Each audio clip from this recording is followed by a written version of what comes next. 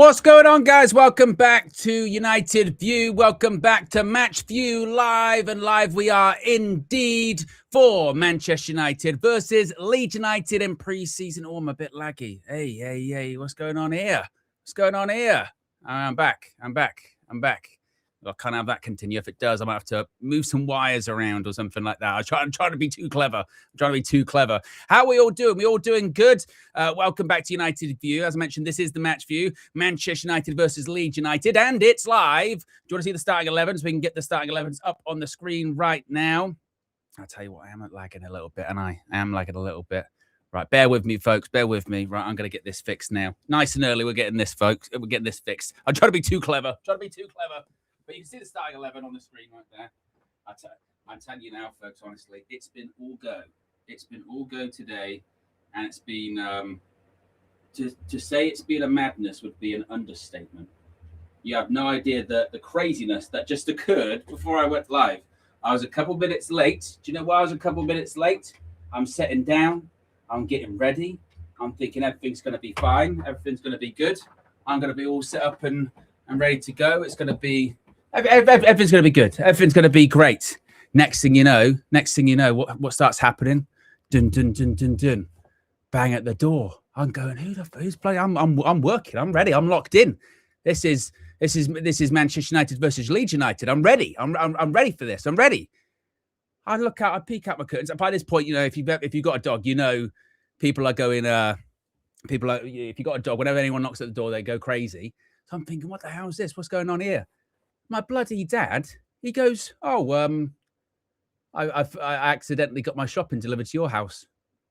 What? How'd you make that error? How? He's been staring at the bloody eclipse too long. He's been blinded. You've been blinded by it, probably, or something like that. Good grief. Honestly, what a madness. Anyway, if you are just tuning in, that is the Manchester United starting 11 for you right there. Is number one, Senna Lomans. Yes, number one, Senna Lomans. The news came out earlier on that Lomans is got a new number. No longer what was he last season? Was he 22 last season? Now he is number one, because he is Manchester United's number one, indeed. So, yes, it's Senna Lomans in goal. A back four of Dalot, it's Yoro, Heaven, and Amas, which basically says, look, what this team says to me in general, by the way, not necessarily for every single position, but for most, is the 31, was it? 31. Just completely made up the 22 then, didn't I? Look at that. If you say it with confidence. 31. This says this is the sort of the backup, isn't it? Apart from a couple of positions, perhaps. That's senior back four or first team back four that's been playing for the majority of this pre-season so far. Apart from Aiden Heaven, they're pretty much all out, aren't they? Right. So Dalot's in. Yoro's back at playing centre back again. He played at right back and then he started on the bench at the weekend, didn't he? Aiden Heaven. The interesting one is Aiden Heaven. Flex and myself had a very interesting conversation not that long ago, if you recall. And the conversation at the time was, I might have been on the preview or one of the morning shows. They all kind of bleed together. I'm not going to lie. They all kind of bleed together, don't they?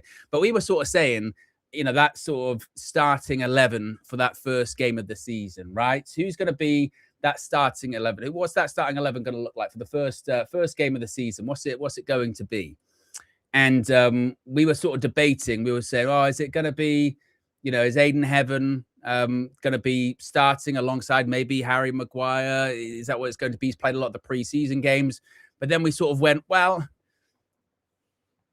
is it a case of what we saw towards the end of last season when Aiden Heaven had a little bit of a run in the side, which was the moment that Licha Martinez came back or was available, straight back in the side. Now, obviously, that hasn't happened today, but that you would think that's probably going to happen at the weekend. That back four at the weekend most likely will be Shaw, Licha, Maguire, Mazraoui. The midfield is going to be interesting. Because Andre Santos plays today, which maybe says that's actually going to be Cobby and Tielemans, maybe. as your midfield 2, perhaps. Bruno in the 10. On the right, and again, this is when it does get quite interesting because Brian Mbumo still plays, so he's going to be playing through the middle, but maybe Šeško actually starts the game at the weekend. Patrick Dorgu starts today. Maybe that's indicative of Matheus Cunha or a Marcus Rashford starting at the weekend. And on the right-hand side, again, that's where it gets quite interesting too. Maybe a Shea Lacey is going to start against AC Milan. So you can kind of do that thing where because of today's starting 11, you can maybe predict the starting 11 at the weekend as well. Not maybe completely, because you might see an Mbumo maybe start across, but I think Benjamin Šeško probably gets his preseason start at the weekend as well. Right, so let's make sure that I've actually got everything set up how it needs to be set up here. If I wanted to switch, I could just do this. Right, good. And then I can go back to that. Lovely stuff. Right. I was panicking for a second, but we're sorted. We're all good. And I don't think I'm lagging anymore. No, I'm not. Good. Also, safety, folks. Yeah, safety. Be careful when it comes to the eclipse. Yeah, don't stare directly into the sun. In fact, well, actually, what's the time now? It's 6:40. Shall I? Let's check.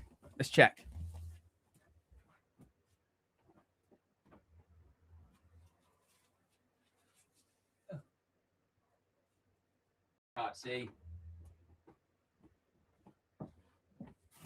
Just a big. Can't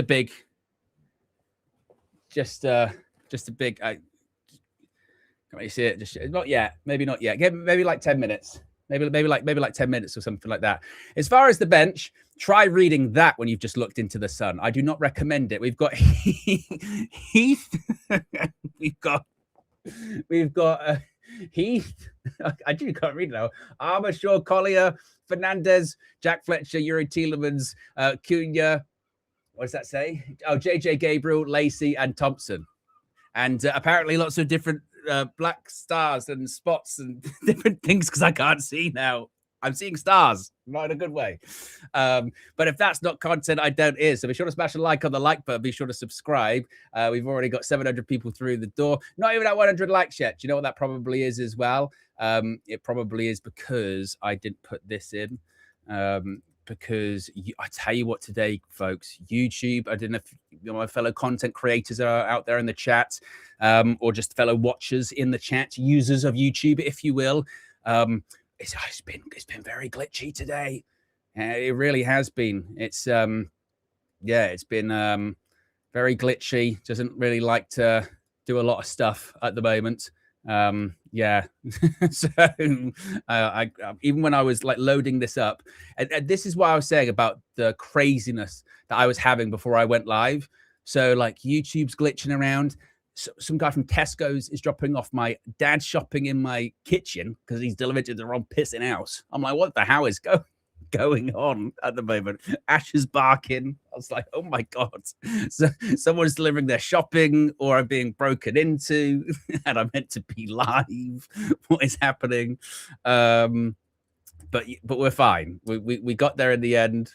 And then on top of that, I was lagging all over the place as well, wasn't I? But we were fine. We managed it. We got there in the end.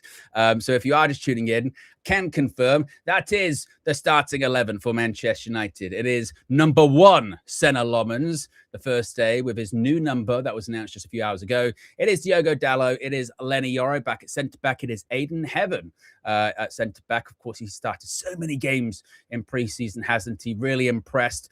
Really loved the interview that his mother did on Stretford Paddock the other day. We played it a little bit of it on the transfer view the other day. Really interesting to hear about his story in the Arsenal academy and basically saying that when he came to United, he'd only been playing centre-back for a year. Per Mertesacker saw it and said, nope, no defensive midfielder. He needs to go to be a centre-back. And who knows? Maybe in the future, maybe he can be a DM. We love in our head trying to convert centre-backs into defensive midfielders, don't we? Harry Amass starts at left-back. Excited and happy for him too. There's been a lot of talk and debate about him recently, hasn't there? Just because of...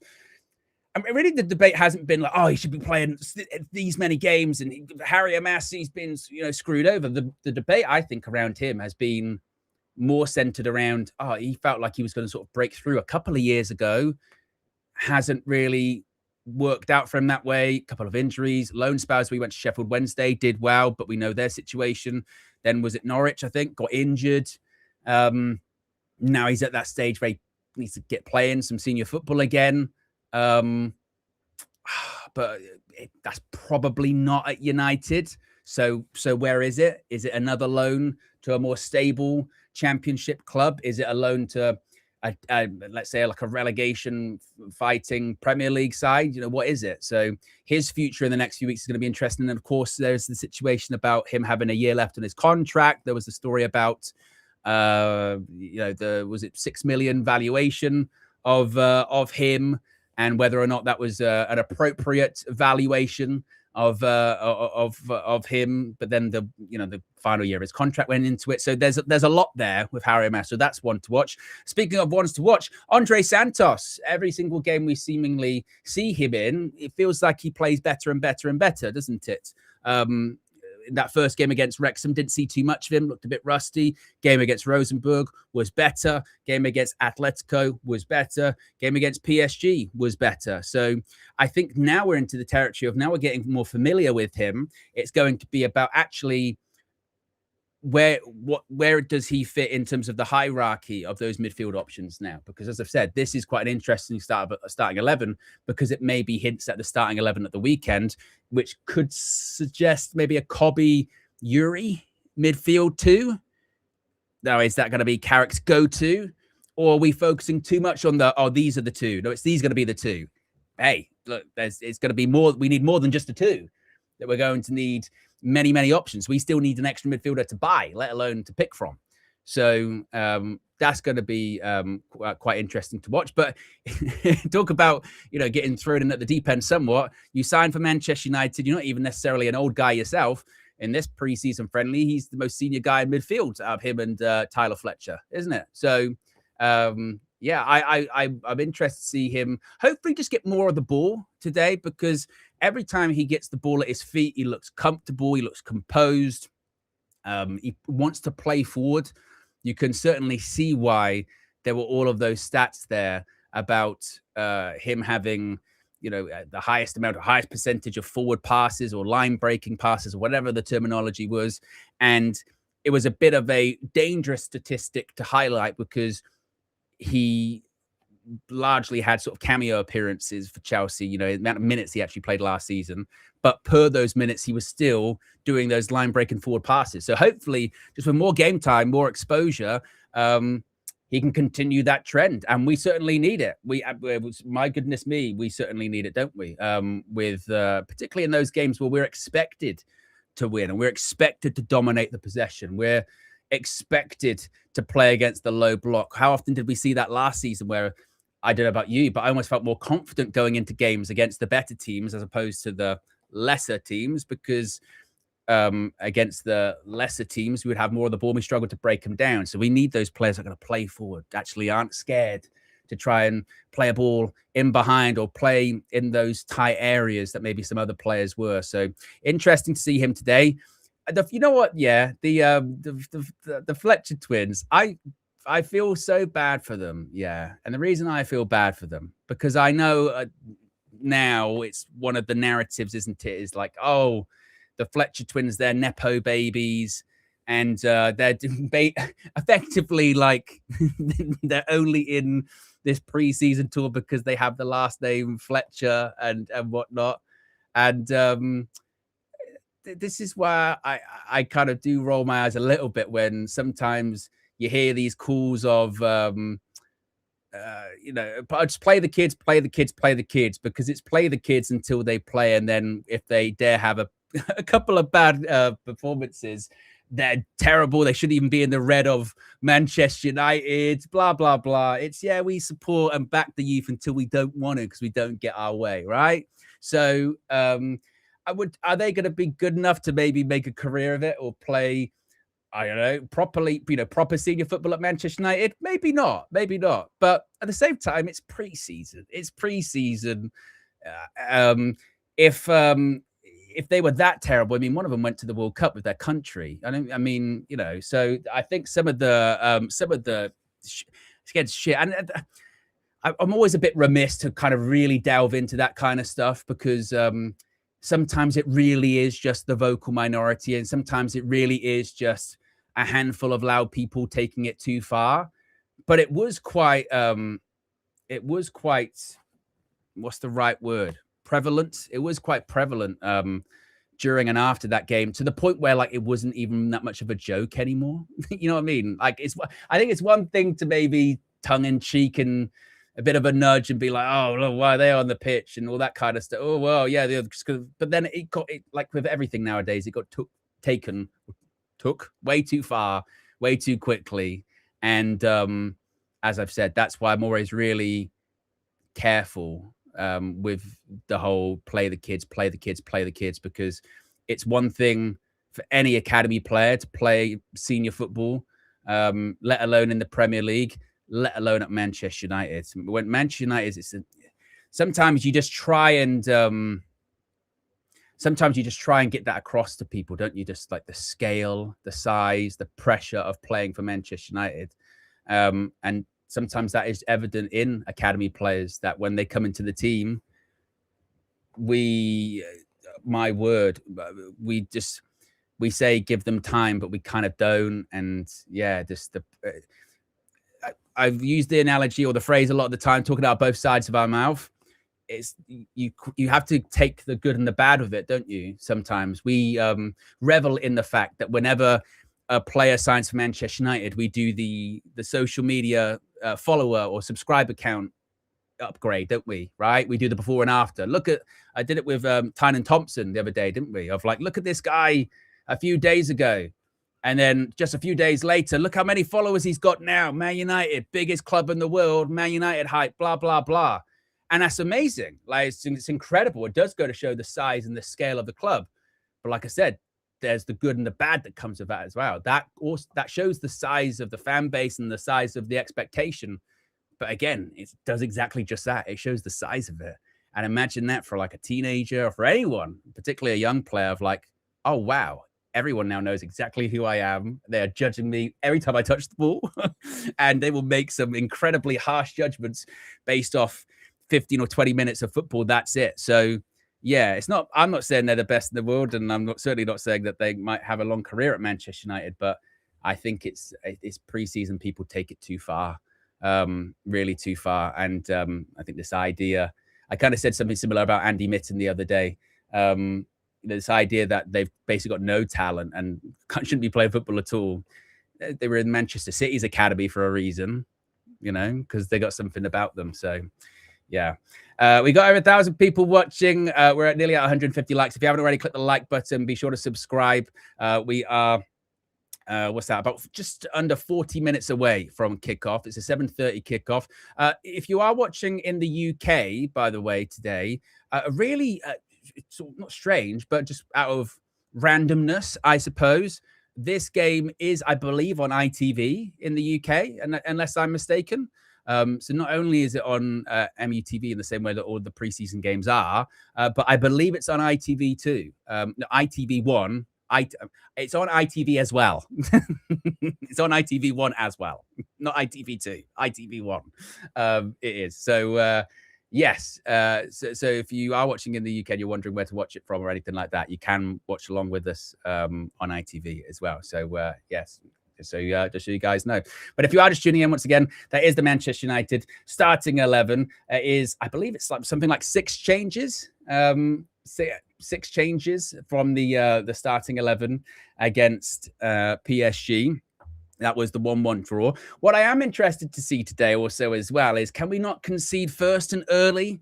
The last 2 games against Atletico, we conceded early. Against PSG, we conceded early. And then after that, you know, we, like in both games actually, against Atletico and against PSG, once we conceded the goal, we actually settled down, didn't we? Started playing some good stuff, and deservedly equalised, went on to win the game against Atletico, deservedly equalised against PSG.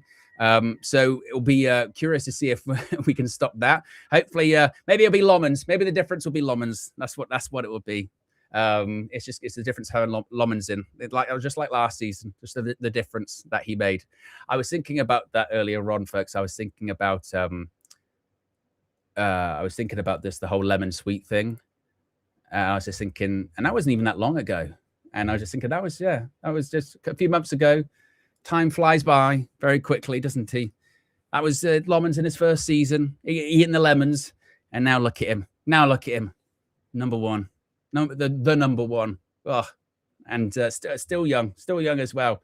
And that's the thing Flex talks about a lot too, with some of these players that we purchased last summer. Of course, rightfully so. A lot of the focus on the players that we are not getting this summer. But we do kind of forget about the players that we signed last summer. In Lomans, in Cunha, and Mbeumo, and Šeško. The hope would be that they can improve and get better as well, particularly, people like Lomans and Šeško who are younger, and particularly like, Bryan Mbeumo, who starts through the middle once again today, seemingly. What an interesting figure he has been throughout this preseason so far. A bit of continuation of what we saw from him in the second half of last season, where at points in the game, you go, bloody hell, Bryan. Like, what was that?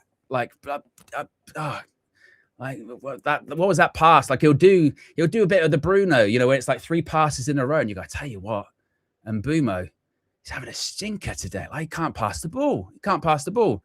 Next thing you know, slides through, puts it in the back of the net, bottom corner, no problem. 1-0. And you're like, oh. So I think maybe, like sometimes it takes a while just to get a feel of a player, but get used to a player, like I could just kind of mention there with Bruno, that you kind of have to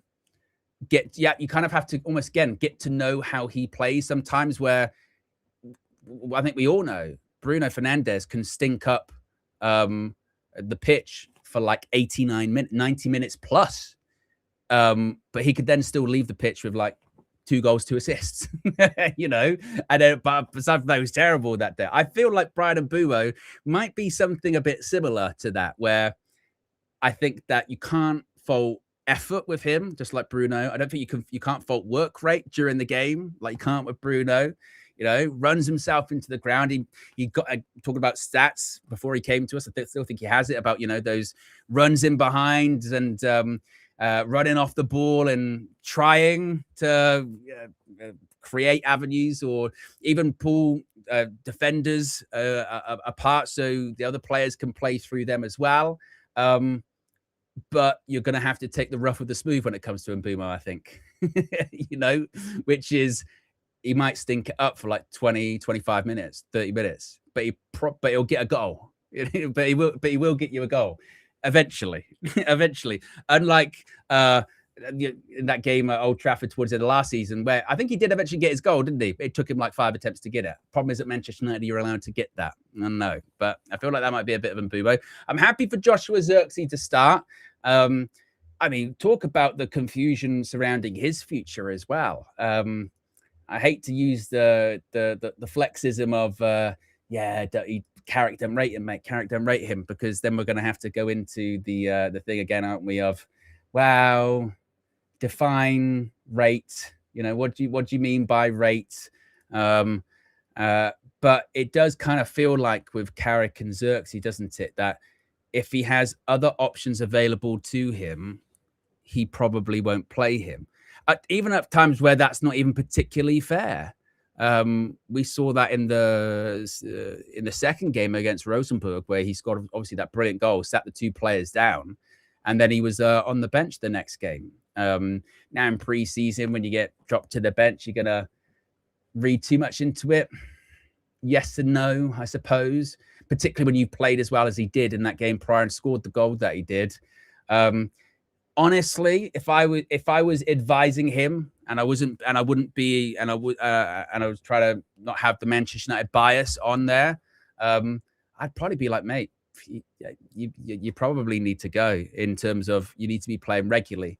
Because I pushed back a few times when people have criticized Xerxes. I've said I think there is a player in there. I think he's been horribly misprofiled.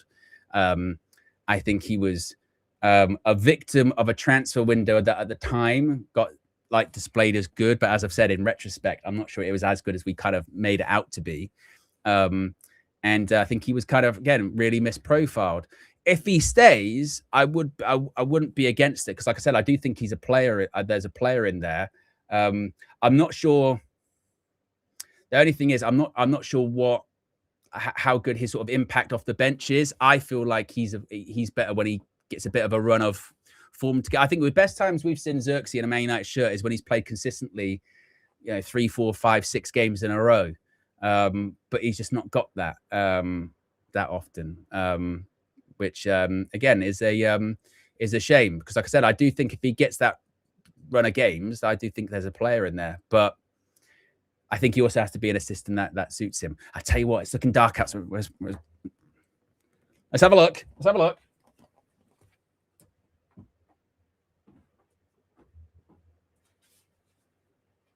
Oh. Bullshit. What a load of rubbish, Asher. It's behind a cloud.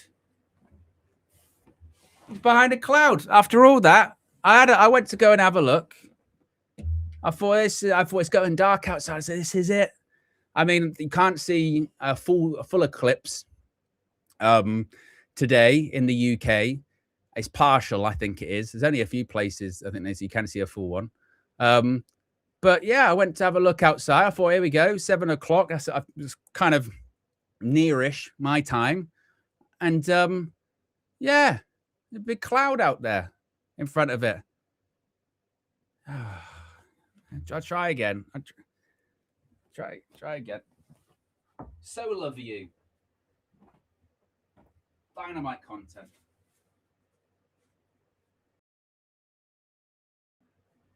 Rubbish. There was just a big, I went looked out the window. There was just a big sort of seagull walking around as if to kind of go like, yes, it's not worth it. I was flying around and clouds are in the way and all that. Terrible. Rubbish. But what isn't rubbish is this Manchester United starting 11. Come on. It is Lobbins in goal, Dallo, Yoro, Heaven, and Harry Amas starting at left back. Andre Santos and Tyler Fletcher are in midfield. Ahmad, Xerxes, and Dorgu. And then you've got Brian and Bumo through the middle. The substitutes are Heath. I can't even. The problem is I keep trying to read the starting 11 after I've looked directly into the sun, which is probably not the best thing to do.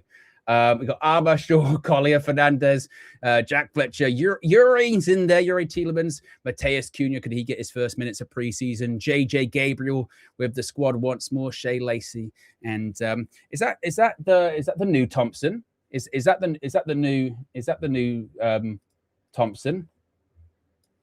Is that Tynan Thompson?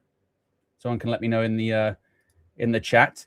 Kickoff, by the way, is at 7:30, so that's in 28 minutes time. Yes, Tynan Thompson. Will be interesting to see if he gets any minutes today, off which just a bit of hey, just be with the squad for the match day and get used to it, that kind of thing. Let me get to your super chats here. And to do that, I've got to go over here. Look at this magic. Red Baron with the super chat says, Xerxes, one of those players that takes 2 to 3 games. True. Did that pop up on the screen? There it did. Yes, exactly what I was saying, Red Baron. It does take a couple of games to get going, which is unfortunate because you just don't really get that at United. And Tom says, Will Trafford... Oh, that's an old one, isn't it? Is that the right one? Will Trafford be better big ticket goalkeeper than Onana? Wow. Is he playing today, of course, as well? Wow. Not hard, is it? I mean, is anyone better playing in goal than Andre Onana? Asher, can you play in goal? She said she'd give it a go. It probably makes her better than Andre Onana. Not gonna, probably, probably. I think she's yeah. So why not? Anyone. By the way, also, folks, And this is going to be interesting during the match because, of course, once the game kicks off, I'll be standing, I'll be arising. For those in the UK, how are we all doing with Heatwave Volume? I don't even know what number this is now. Volume 3? Volume 4? I can't even remember what it is. Volume 3, volume 5, maybe. Brutal, absolutely brutal. It's not good. Not. I'm telling you, not good. And is it 5, JB? Volume number 5. Ugh, it's just not good. It's not good. And I know it's summer and summers are hot, but to be fair, this is historically hot, isn't it? It's not. This isn't even. Like sometimes you do the whole, oh, we always complain. But to be fair, this is historically hot. This is since records began kind of stuff, or that kind of stuff. Which is quite scary for the future. And in all honesty, isn't it? Not a fan at all. And also as well, because Compost says they changed the definition of what a heat wave is, because isn't a heat wave, it's about consecutive days of certain above the normal threshold or something like that. Something along those times. Yeah. I don't know. It's all not real anyway, right? The Matrix and all that. Yeah. How many likes are we currently at? Let's see if that's real. We're currently at 210 likes. If you haven't already, click that like button. See if we can get up to 500 likes. Flex will be joining us before the game as well, so don't you worry about that. You got to not have to deal with a solo and show for the entire stream. Like I said earlier on, I do think we can pretty much figure out roughly what the starting 11 is probably going to be against Ruben Amorim's AC Milan on, when is that? Is that Saturday or is that Sunday? Let me double check. If it was Saturday, that would be a quick turnaround, wouldn't it? It is. They're doing the full Champions League prep, aren't they? They're doing the full Champions League prep. They're playing at 7:30 on a Wednesday, and then they're playing about 4 o'clock, but around 3-ish on a Saturday, right? So they're doing the full Champions League the turnaround, which is good. So I would think then, and let's be honest, that at Milan game, I know I've said this every single match for you, and I know that it will upset some that don't understand sarcasm, even though we're kind of half sarcastic, half real and serious. Oh, it looks very dark now, doesn't it? Outside. Maybe this is better. Maybe the clouds moved. I tell you what, if someone gets distracted very easily, this is going to be a nightmare.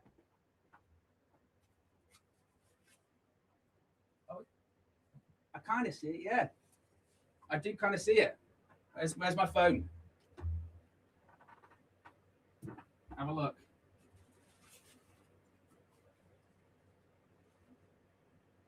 Oh. No. It went behind the cloud again. Went behind the cloud again. No. Went behind the cloud again. Rubbish. Can't see it either. It might have gone behind the cloud or just permanent damage. Can't see. I mean, can't see. I'm gonna be like Onana trying to save free kicks. It's gonna be. I don't even know if I'm still live. But yes, going back to the AC Milan game, like I said, half joking, half being deadly serious.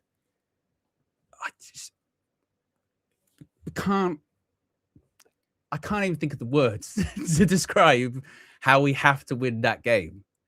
We have to. Like, there's never been such an important preseason game, has there? And I know at the same time, it really doesn't matter. Like it doesn't. It's not going to affect us. Come what may, or June. What are we going to be going? It was all downhill when we didn't beat Ruben Amorim back in August in the last preseason game. Probably not. But at the same time, it's just, particularly with how his first few weeks have gone at AC Milan as well, the fact that, the last time he won, it was Boxing Day as the Man United head coach. He hasn't won since, Like the next time he wins can't be against Manchester United. It just can't. It can't. Like it just can't. Because it would just be awful. It would be terrible, wouldn't it? And then you consider the people that are probably going to play in that game, right? Not only is Kobbie Mainoo probably going to start for Manchester United, but on top of that, Marcus Rashford's going to probably feature for Manchester United too. So yeah, just everything on that game. It's like I said, it's an oxymoron match. It matters so much, but it also matters completely. Well, it's irrelevant, isn't it? It also doesn't mean anything at all. Yeah, it does matter a lot. So, yes, that's going to be one to look out for. And speaking of that, of course, like I said, that can maybe kind of hint at maybe this starting 11 can maybe hint at the starting 11 that we'll see at the weekend. So I would think maybe Loman still plays both. Loman still probably plays both, starts both. Right back, that's probably where Mazraoui starts. The centre backs, you're probably looking at Maguire and Martinez based on it being Yoro and Heaven today. Luke Shaw at left back. Midfield, like I said, that's where it's going to be interesting. I think it'll be Kobbie and Yuri in midfield. 10, most likely Bruno. Right hand side, probably Shea Lacey. Maybe might be Brian Mbeumo there. Left, that's where it could be Cunha. It could be Rashford. And up front, maybe that's where it's Benjamin Šeško. Interestingly, as far as people who aren't on the bench this evening, no Kobbie Mainoo on the bench, no Marcus Rashford on the bench, no Benjamin Šeško on the bench as well. So, I mean, and they have trained. It's not as if they haven't trained. I guess they're just with Kobbie and Rashford. They're just some of the latest back because of England's World Cup exploits. And with Šeško, I just again with that with his injury, it's just really confusing about how severe that injury was in the first place, but even prior to it being, re-aggravated against Liverpool. So yeah, I'm just hoping we see him get some minutes in this preseason. Oh, see, now it's getting even darker. Now I'm getting tempted again. Oh, I'll give it a couple more minutes because it looks really dark now. But that might just be, again, the clouds. That might just be the clouds, perhaps. Yeah, maybe. Also absent from the bench, Mason Mount. Now, bit of confusion about Mason Mount, isn't there? Yeah. So he, of course, was substituted after 20 minutes against PSG after playing 90 against Atletico. But then after the match, we had heard from Carrick saying it's a precaution. He was walking out of the stadium in Ireland and he wasn't limping. He was fine. And then last night, it was reported from the likes of Simon Stone and others, real top credible sources, that he was still getting treatment for the injury that he got in the game, that he picked up in the game against PSG. And then you sort of had to do full Dom Robbie. Wait a minute. I thought he was precautionary and he was all right. So what's he getting treated for here? And he's not on the bench again today. Because as we touched on at the time, when he did get substituted, you don't really tend to get taken off after 20 minutes in a preseason friendly, right? So, yeah, I don't look at it as, well, now we're definitely going to get midfielder. As I've said, I think if Ineos genuinely were willing to roll that dice or play that roulette and bet on green, not even red or black, green, and the green was Mason Mount won't get hurt, then more fool them. You just hope that logic can't be that they actually thought that they would be able to get through, let alone a preseason, well, a season, let alone a preseason, with not picking up an injury. So I just think that Mount injury or not, I think the midfield thing is still going to happen. So yeah, but I mean, is any of us shocked here? That's why I was saying to Flex, when he kept insisting on the darkness being behind Mason Mount, didn't he? He kept doubling down. He kept doubling down on the darkness. I was like, it's too much. There's too much doubling down on the darkness. He's like, I'm telling you, it's gone. It's like, stop talking about the darkness. We don't need to talk about the darkness. It's not behind him. It's still there. The darkness. Oh, God. Yes, the darkness. Hopefully, for the sake of Mason Mount, it's not that bad. But at the same time, we've seen Mason Mount go off with minor injuries and then not seen him for months, right? What are we to believe anymore when we hear anything from the club or anyone for that matter when it pertains to injuries? But Matthijs de Ligt, he's with the squad now. Do you remember when he hurt his back initially? And that was just like, oh, it's a slight knock. He'll be back within a week or so. It was like a year ago. It was ages ago. It was a very long time ago. When was that? Like November, October? I forget. And that was a minor thing. He'll be okay. And then even with that, there was the reports that he was close to being back a couple of times. And then there were setbacks. Feels like you're saying the word back all the time, doesn't it there? He was going to be back, but there were setbacks. He's got a bad back. But it is good to see him in and around the squad and on the grass again.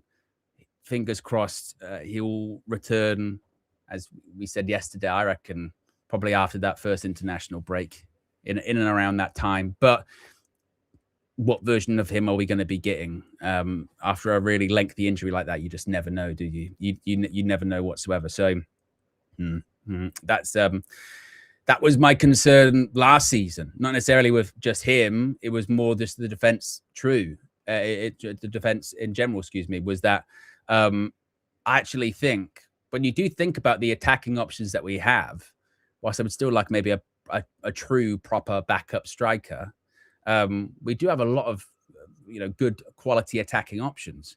And whether it's Ahmad and Mbeumo or Cunha or Rashford or Dorgu or Bruno or Xerxes or Šeško, maybe even you throw in a Lacey into that now or whoever it may be, right? We've got good attacking options, attacking players. I think, obviously, we know the issues when it comes to midfield, need another one. But I really do think it's actually in defense which will come unstuck this season because that's what it was last season, right? Last season, unless I'm mistaken, I think in terms of goal scoring, we were pretty much in and around where we should be. I think in terms of the big teams, we weren't that far away from it, but it was conceding goals. And we actually improved in terms of our goalkeeper, new number one, Lommans. And a lot of the goals felt like he couldn't do too much about.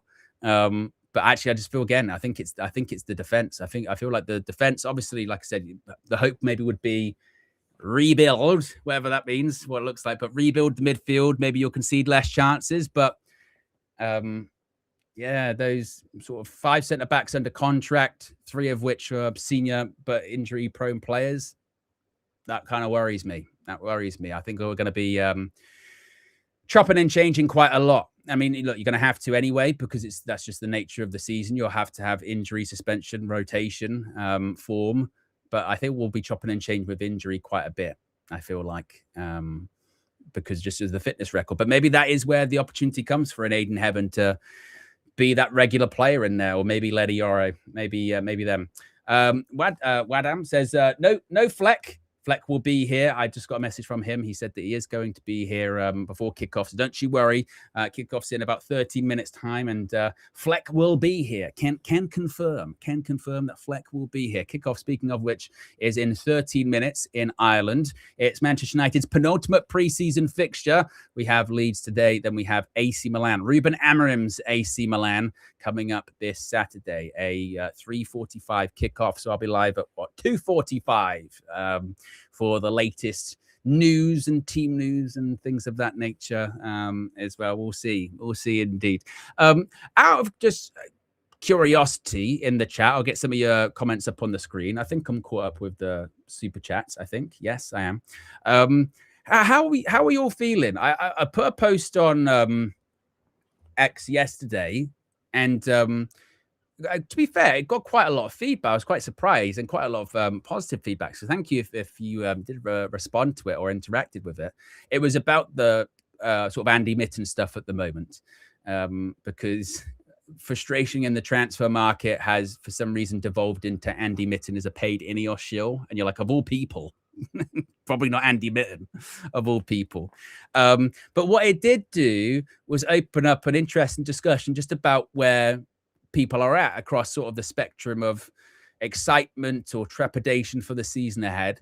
And what was quite curious is a lot of people that were reaching out were saying, you know what, I do know that we need more players, and I want to get more players through the door, and we need a midfielder plus, you know, this player and that player. But there are elements of this team and elements of this squad, and just for the season ahead, because it's a new season, that I am feeling excited about. And I think I'm in that same boat, you know. I am. I think that, you know, it doesn't all have to be all bad or all positive, does it? You don't have to stick to everything's doom and gloom, everything's sunshine and rainbows, because it doesn't have to be, does it? I feel like, you know, you do look at this preseason so far in terms of the on the pitch stuff. You know, let's separate it here. Off the pitch, we'll talk about, and we've spoken about ad nauseum. On the pitch, we've actually done all right in this preseason. You know, we've played some pretty good stuff. And for all of the debate and discussion about style of play in the second half of last season, and there has to be an evolution, and there has to be improvement, and there has to be, you know, it can't be constant counterattack, and it can't be this kind of more, I would say negative football, but maybe pragmatic football. It can't be that this coming season. Well, so far in preseason, we haven't really seen that, have we? So far in this preseason, we've seen, I think, a much more front foot Manchester United. We've seen a Manchester United that has been, with every single game, feels like they're playing with a higher level of intensity, certainly against PSG. I think that's the most I've seen us press a team. And maybe that was just specific for PSG because we played differently against Atletico, because every game's got a different requirement. Atletico were Atletico, weren't they? Atletico were Atletico. They were 5 at the back, get behind the ball. It didn't matter if they had their best players or not. That's what they were doing. And we had to break that down. And we did that actually very well. PSG, it was different, isn't it? PSG's PSG. It doesn't matter if they got their best players or their worst players. They're going to play how they play. And they did. And we had to adapt to that. And we did. And we pressed them very high at the pitch at a level of intensity that we don't usually associate that much with Manchester United, do we? The 5-minute press, the 10-minute press. So that was positive to see. So I think that, again, does that tell us exactly what we're going to see in the Premier League season? No, because everyone's got the staggered comeback with players that are and aren't available because of the World Cup and transfers and whatnot. So it's difficult, it's tough. But I do think that there should be an ability to separate of a desire to want more in the market, a desire for Ineos to act, a desire for maybe Ineos to be more aggressive than they are perceived to actually be at the moment. But I think multiple things can exist at the same time. And I think at the same time, I think you can, or certainly I have watched this preseason so far and gone, you know what, as in recent preseason memories, because we've had to sit through some preseasons where, you know, a couple of under Eric were tough to watch, weren't they? The first one under him was actually pretty positive to watch. And then last year, what was last season's preseason like? I recall a mixed bag. I recall a bit of a mixed bag. Some good, some bad. Maybe good. Some days maybe good, some days maybe shit. Maybe I've just kind of blocked that out my memory. Because I feel like we beat a Premier League team. Was it Fulham? We played a Premier League team last year, and it was pissing it down. Bournemouth? Maybe it was Bournemouth. Might have been Bournemouth. I forget. But yes, it was mixed bag. But certainly in this preseason so far, definitely against Atletico and PSG, I think we've seen some really positive performances. And what we wanted to see. You know, it's not just hot air before matches. You know, when we say, all right, we're playing Atletico now. Now this is the proper. These are good teams. This isn't just playing, no disrespect, but your Wrexhams and your Rosenborgs. These are proper teams. Even if they don't have their best players, it's still a good team. And we handled it. Same with PSG at the weekend. Right? They don't have all their best players. They've got some of them on in the second half. A lot of them come on in the second half, but we handled it, got a point. Probably should have won that game. I think we're probably a better team that day, actually, if we had been a bit more luck, or should have taken our chances. So I think that's actually been quite positive, and hopefully we see that again today. And that's why I was talking about the AC Milan one. Got to see it against AC Milan. So I think what we are seeing is some improvements and positivity, or things to be positive about on the pitch, existing at the same time as things off the pitch being much more divisive. Because obviously we know we need more players. You know, we do. We know and again, I still think we will get them. I would be stunned if this brain trust let the window shut without getting at least another player in. What I do think maybe has happened is the same thing that happens to Manchester United every summer, which is I think they anticipated maybe 1 or 2 or maybe 3 extra players going out the door of the team. That hasn't happened.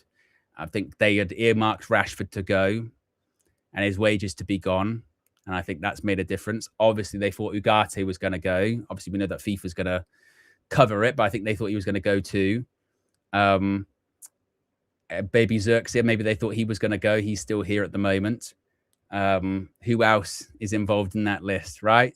So I do think that maybe they've fallen into the same trap that they do every summer, which, again, I'm not going to have too much sympathy for them in that regard because you know what you sign up for there, don't you? You know, but there is still time to go with the window. And I think this is going to be a particularly busy last day, not just for Manchester United, but I think for a lot of people. I think for a lot of teams, I think this is going to be a busy final day of the transfer window. Let me make sure I've just got my stuff set up as it should be, so I can see the match. There you go, with the what you call it and the thingy, and then I've got to make sure that this is this, and the audio's got to be sorted. There's nothing like doing it while you're live, eh? All right, that should be working, shouldn't it? I should be hearing things, maybe. Oh, maybe I've got to refresh this. Is that it? And then maybe it'll work. Or it won't. That's not good. Kickoff is in, as I mentioned, what is it? 5 minutes time in Ireland for Manchester United's penultimate pre-season fixture. Yeah, why isn't that working? Oh, it's because I'm so stupid. I'm freaking out, yeah, because I'm freaking out because I'm like, fuck it, this I can't, like, I'm just getting like a black screen here. What's going on? I'm not seeing anything. My sky's down or whatever. It's not working. I'm like looking around, checking everything, pressing the buttons again, going, no, it's on. I don't get it. Why is it going on? Fucking box went on, was it? And turn the box on. Just press the on button. You ever done that? You know, when you sort of really get angry with a bit of technology, especially if you do it in front of a lot of people. This thing, fucking, it won't work. It's terrible. Hey there. Hey, all this thing nowadays, I paid all this money. It breaks as soon as it gets out of the box. That's why. It's rubbish. They go, it's not switched on at the wall. And you go, ah. Click. Wow. Still rubbish. You know, it's embarrassing, isn't it? It's embarrassing when it happens. It happens to the best of us. You know, it's embarrassing. Right, let's make sure we've got everything set up here. Let's go to the match day. Make sure I got this set up. I should do. There you go. Live. We got the timer. We got the scoreboard. Flex will be joining us shortly. Oh, he did. I said that, and he popped into the room at the same time. That was impressive. I summoned him. Yes, I summoned Fleck. Let me get him into the thing with the watch caller and the thingy. Oh, they're playing This Is the One as well. Just like being at home.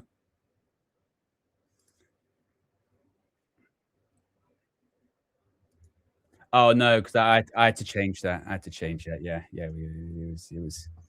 was. That's fine. No, it was. Yeah. I will take that.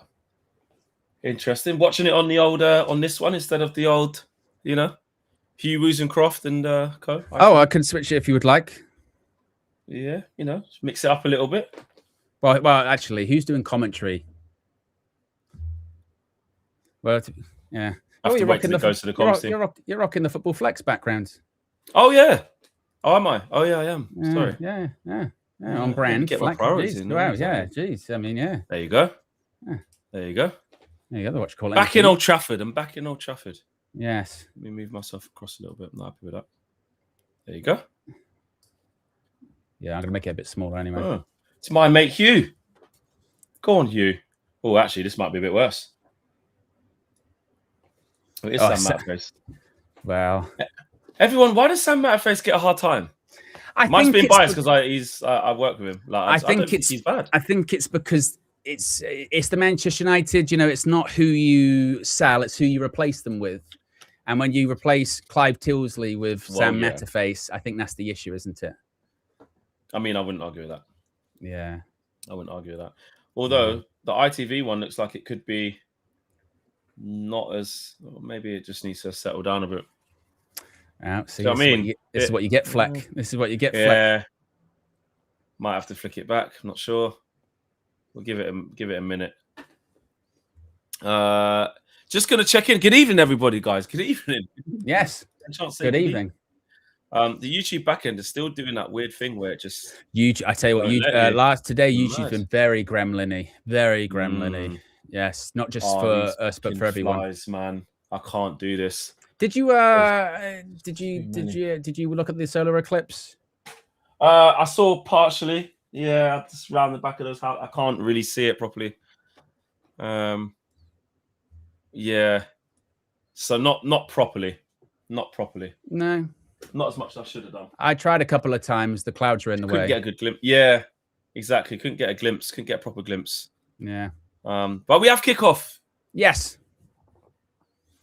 Gary Britt. 82,000 sold out. Mental, isn't it? Oh, that was weird. Yeah, they had commentators and then they put the ITV commentators on. I was very confused by that. Oh, what MUTV have? No, I don't know. Like ITV had like commentators and then they had the actual like ITV commentators. I don't know. It was no, they were pitch side. That was Hugh was people that were pitch side, and then they threw back up to the commentary. But yeah, this atmosphere sounds crazy, man.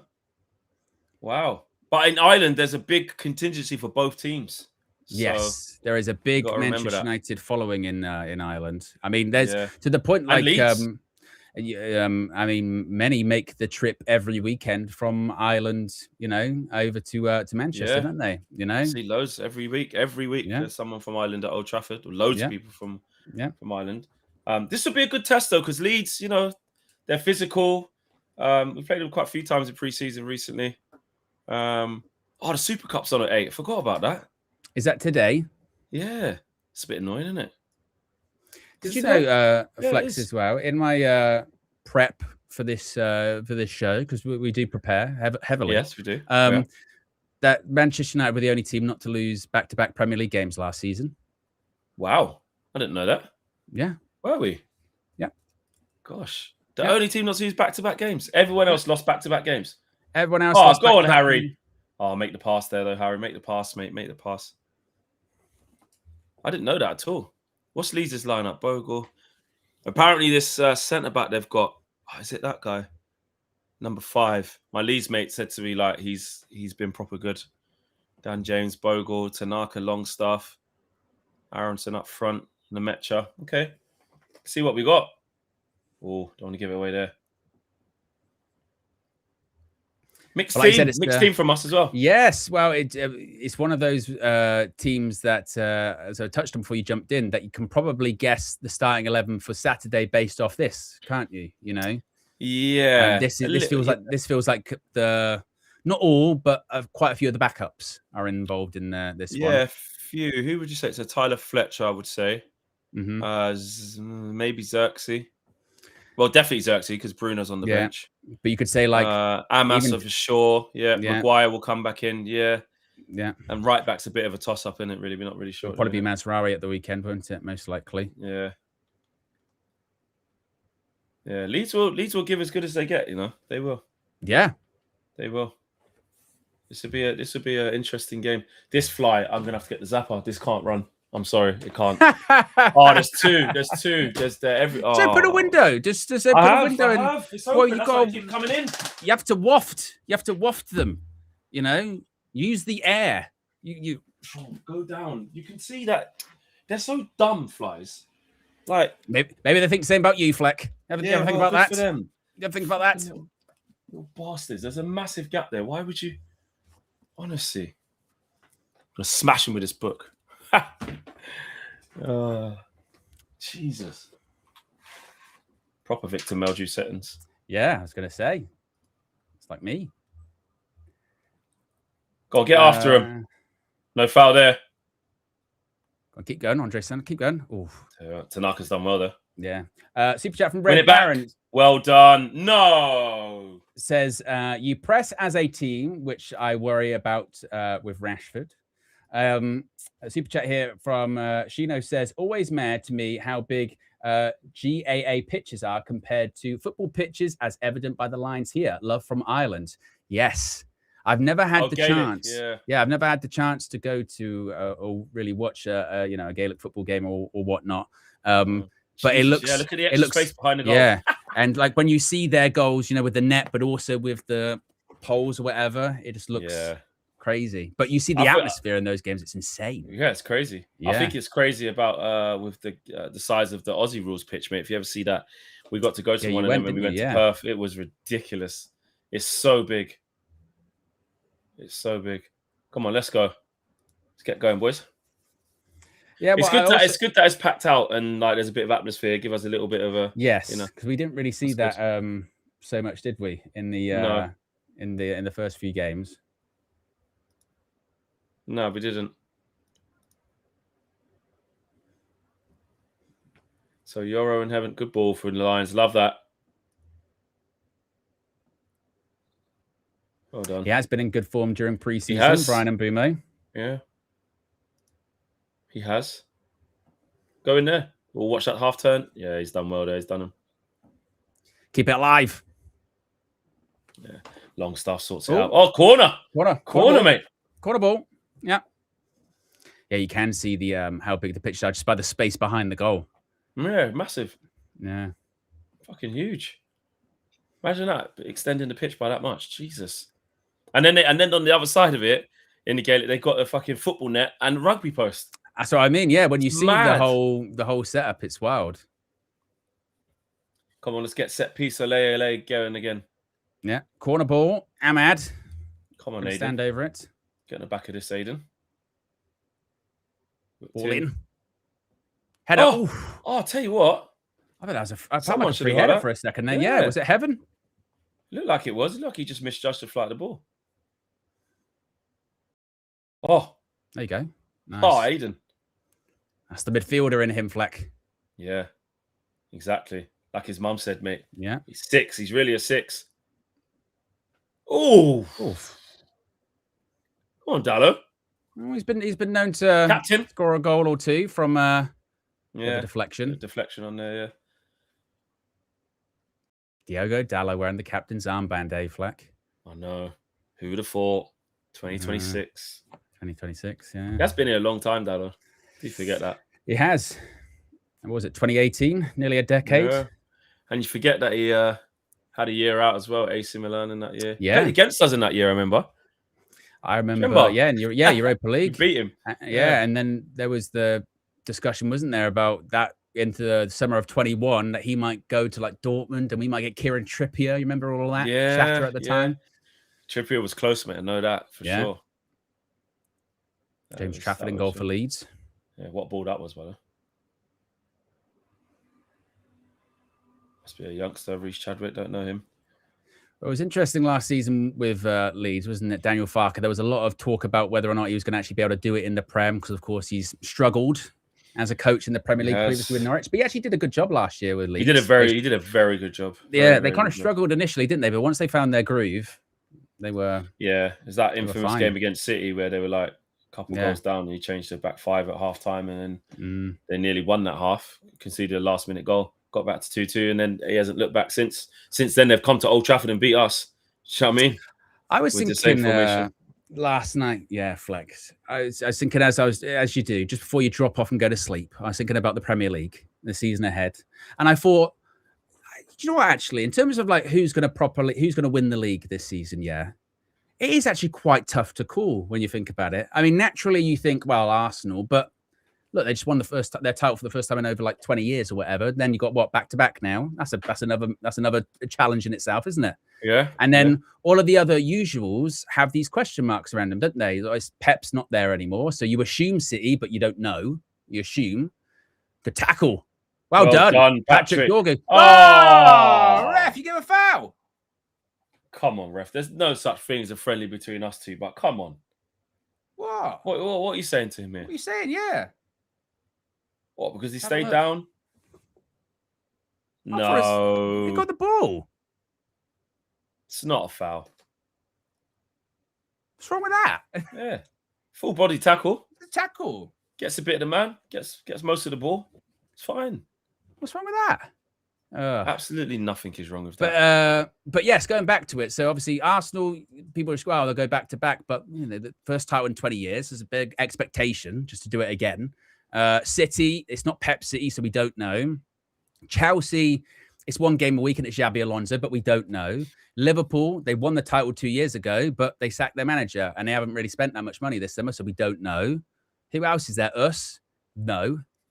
Yeah. We're not going there. No, we'll just chill. We just want to try and hang in that party for a little bit. Well, I want. Oh, clear it. No. Just rumbling around in the box. Keep on. As I'll have that. Get out. There you go. Yeah, Dan James, where's Ricky? Ricky still wants him. Yeah, Dan James. Ricky still wants him, mate. James, I'm telling you, Fleck, we need more players. We need more players like Dan James. They get it. They're fast. They keep the ball. Pace.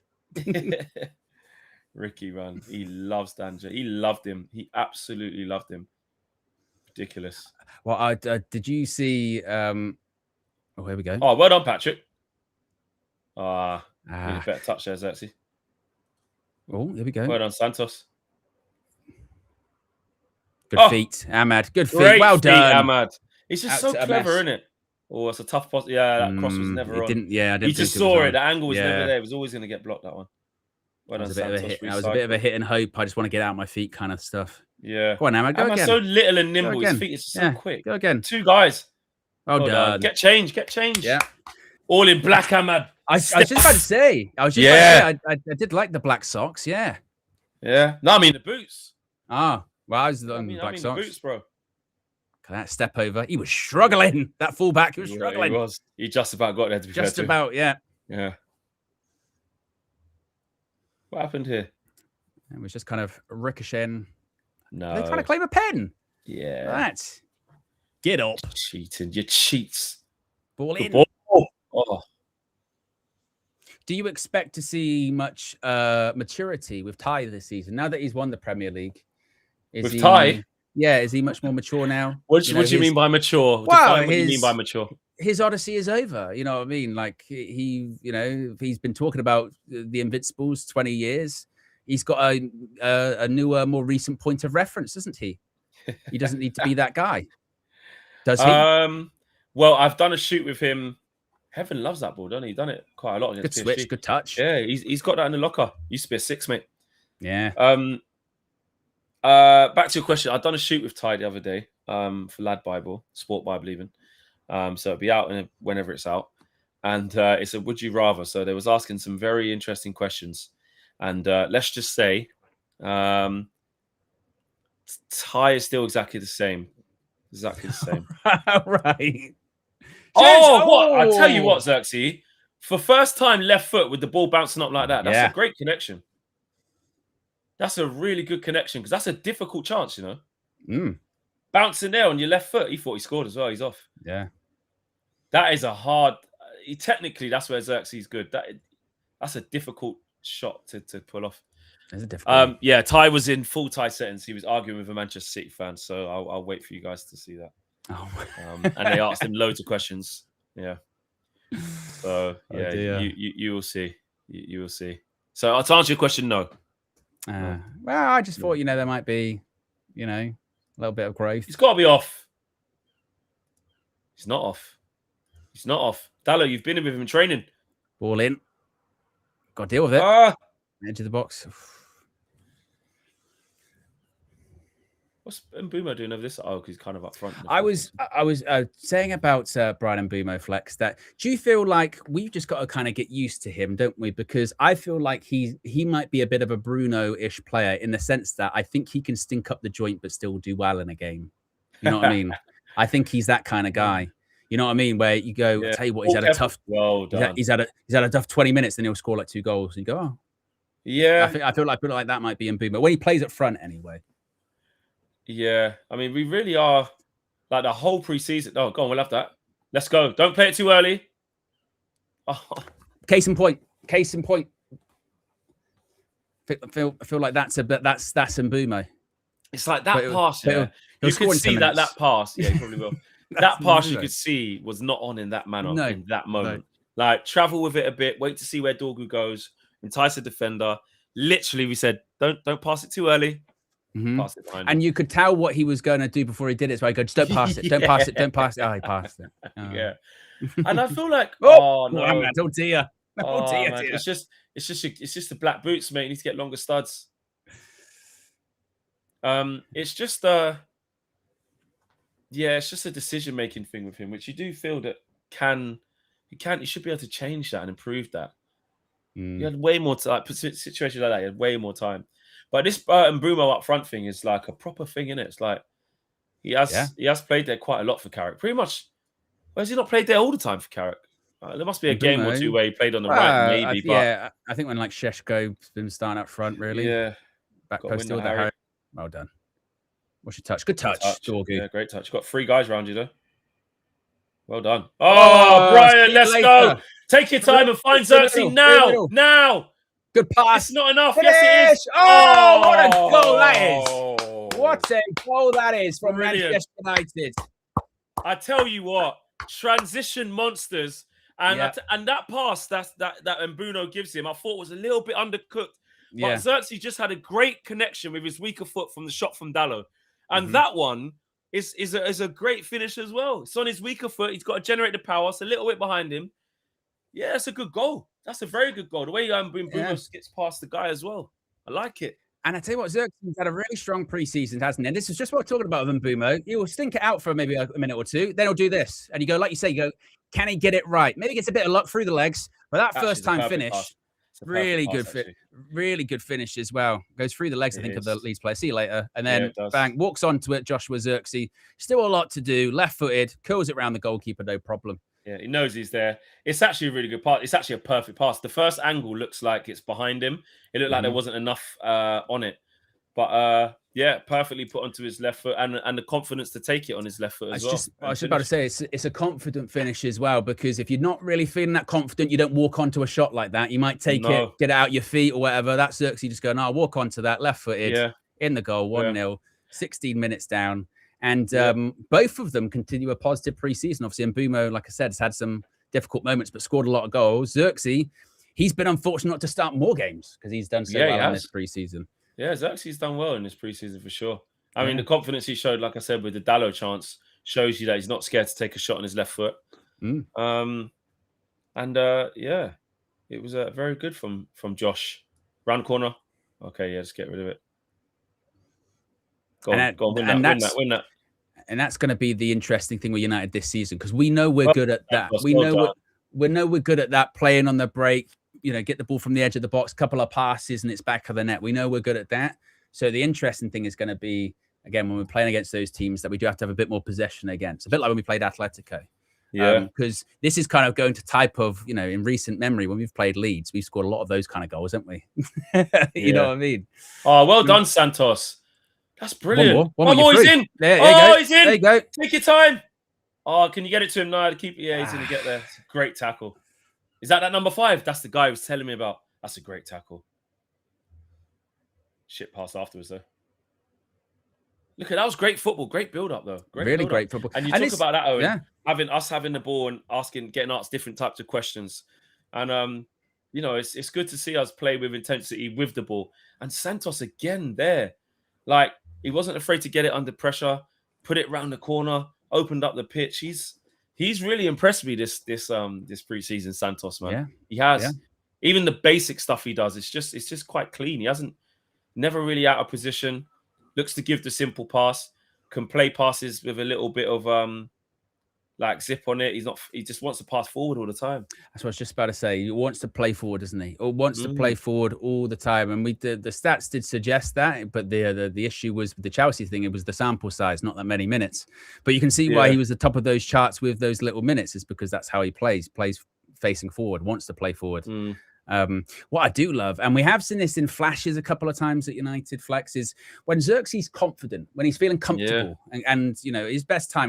Through the lines again. Well done. He's got to go. Oh, he's done the little Xerxes again. I think he got stuck under his feet for a second, didn't he? It's like Bobby Firmino. I tell you, he's keen, confident, isn't he? But this is the thing with Xerxes. When he gets a run of games or he's feeling confident, that's when he's obviously. There you go. One more. Played. This is great football. Well done. But yes, just before you the ball. Just before you jumped in, Flex, this is what I was saying. For all of there was a lot of chatter, wasn't there, going into this preseason after the second half of last season of, all right, Carrick, I want to see evolution, wasn't it? You know what I mean? I want to see evolution. Sorry, Owen. This is a joke. Sorry, not a joke. And stuff like that. That's kind of the more evolution that people are talking about, isn't it? When they're saying, look, that's what people wanted to see. Whether they're going to be able to do that in the Prem, that's another question. But yeah, it's pre-season, evolution, you know what I mean, of playing intricate football a bit more, having more of the ball, playing further forward. There's definitely, I'll see you later. There's definitely a willingness to, like you say, to play with the ball, to keep it, to move it quick. Yes, Show, I know, relax, Fleck. It's a preseason game. I understand this. But as much as you can look at a preseason game for positive or for worse, you can see there's a clear intent there, like Owen's saying, and you know, to look for the evolution. I saw some quotes from I don't know if you saw them, Owen. I saw some quotes from Dorgu, I think before the game on X, where they're asking him about what Carrick wants. Or he wants us to play fast football, play between the lines. He wants us to, you know, press.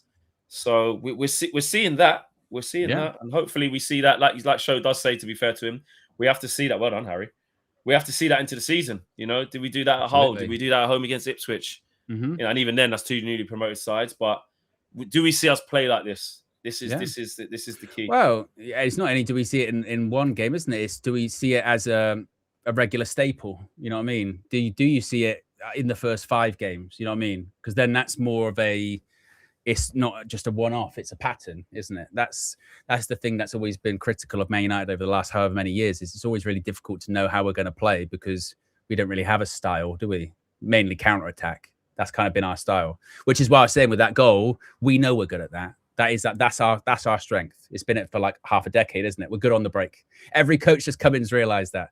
Whether it was obviously Ollie, whether it was Eric, whether it was Ruben and Carrick, now we're good on the break. We've always been good on the break. Let's go. Oh, but it's now turning that into sort of more domination, isn't it? How can you? Yeah, how'd you go play that? Oh, unlucky. Oh, I like that, Lenny. Go after him. Oh, we got done. Well done, boys. Well done. Infield. Turn out then, Santos. Go on. You know where it got to go. Just knows. Well done. Oh,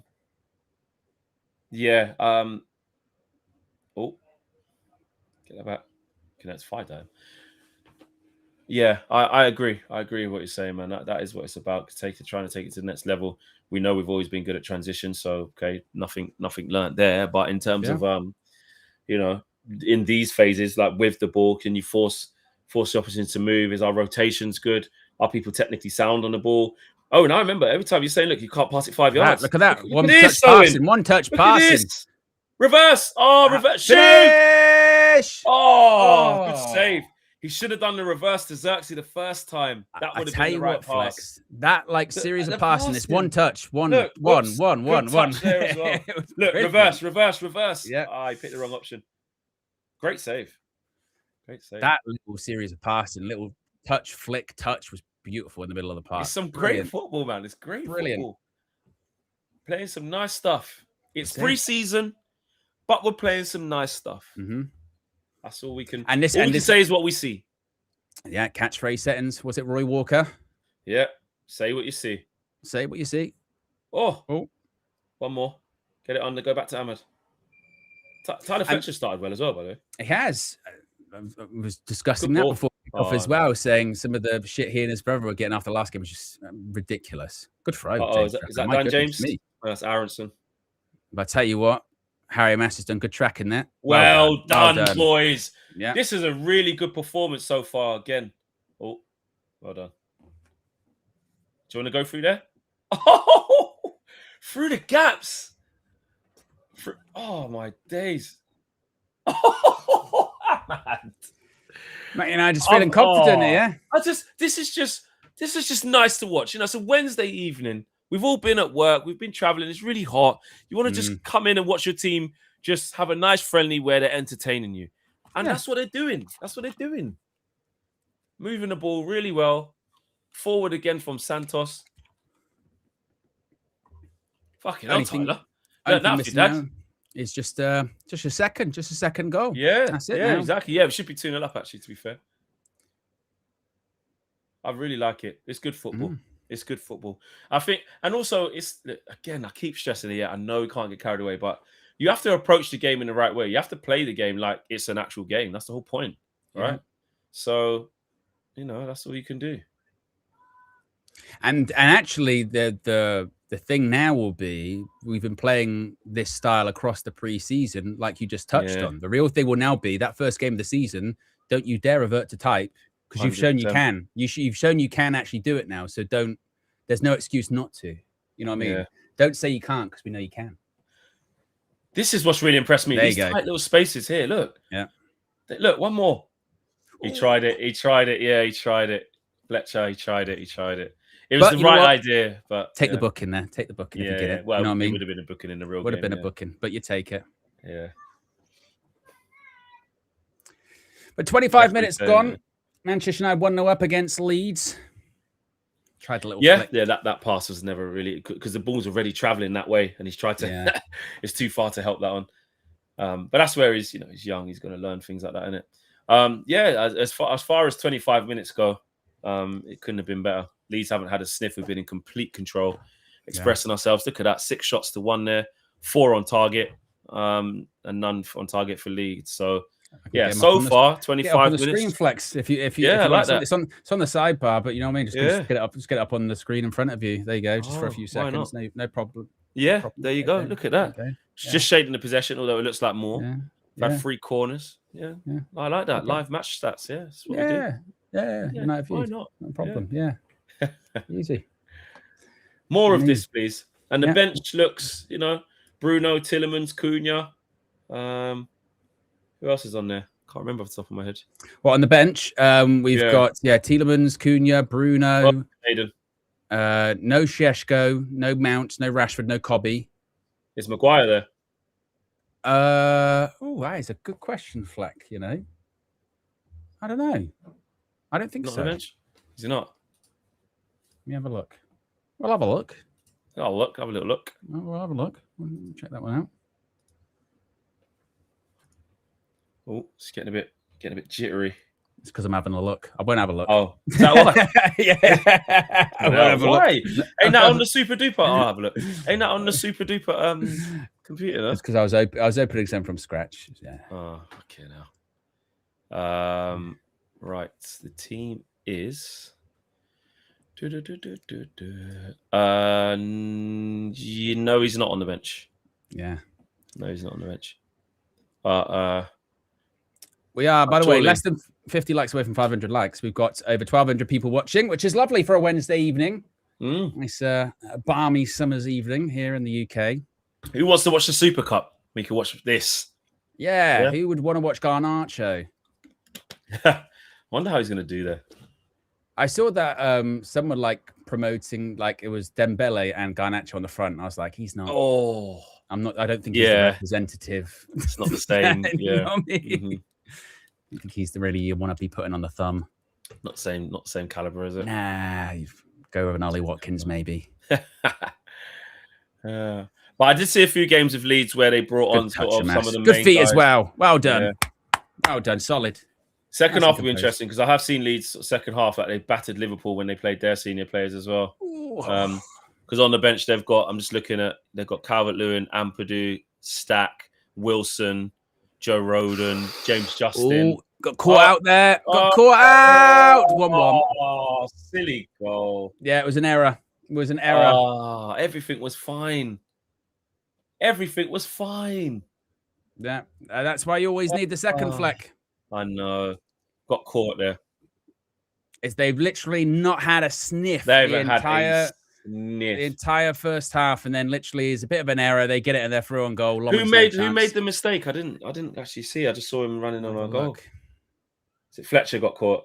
Yeah, Fletcher. I think it might have been. Yeah, Fletcher got caught. Heaven can't get there. There's nothing they can do about. Yeah, look. Oh, I need to see. I just want to see it a little bit before that though. But it looks like it's Fletcher, innit? Yeah. He made that mistake just for that free kick, and then he's made a mistake there. Bless him. Learning curve. Learning curve, Jack. That's the problem when you play in the middle of the park, isn't it? You know, you lose it. That's it. Yeah. Yeah. It happens, young Fletch. It happens. Was it Dallo's fault? Someone said. What did he pass it to in a bad area? I need to see. I didn't see the passage of play just before we gave it to him. But needless 1-1. That very needless. Shall I rewind it? Can you rewind it? Can you do that? Go on then. Yeah. Let's have a little look. Yeah, I was using the wrong remote. I was using the other Sky remotes. 2 of them. No problem. I'll have a bit of a rewind. Yeah, I just want to see. There you go. Let us know if there's a goal while we're watching this back, guys. Just want to see the yeah. Right, there you go. Ball came down. Right.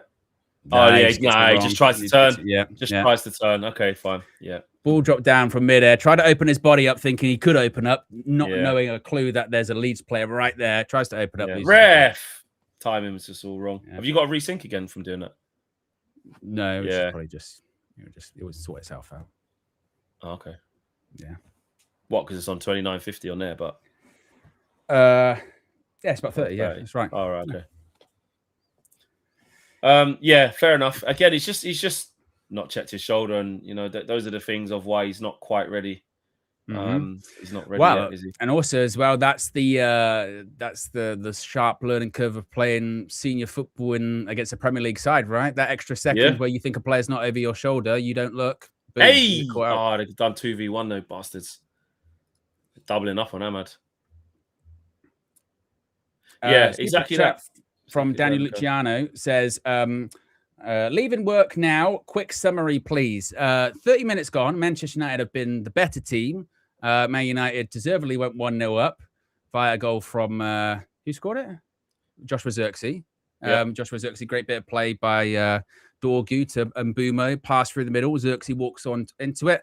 Man United dominate, and then a bit of a mistake from Fletcher and lead straight through 1-1. That's basically their only kick that they've had. It literally is, isn't it? It's the only, and they got it in literally because we gave them the ball. Everything else has been perfect, and it's like we want the ball back again to play, but Santos just giving it away. Well done, Mbumo, by the way. No, that's not a foul. That's not a foul, ref. That's not a foul. Whoa. That's not a foul. It's just not. They're fuming about that. Show that again. Come on, that is just not a foul. Shoulder to shoulder. No, shit, it is there.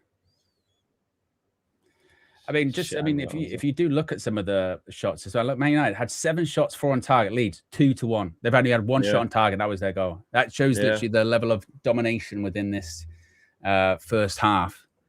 Yeah, and but it really the only one that matters is the scoreline, isn't it? Yeah, exactly. And listen, it's pre-season, so you know, Fletcher will learn from that. Like, he needs to just still be brave because he might only play till half time. Hopefully Tielemans can get 45 minutes this game, or you know, but just, you know, dust yourself down, go play. This is where you make mistakes, isn't it? Pre-season, he's learning.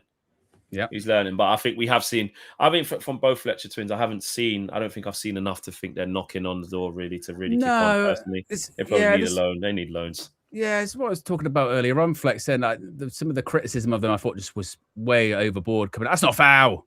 Was way overboard coming out of the last game. Like, you know, they're only playing because they're Darren Fletcher's kids and all that kind of stuff.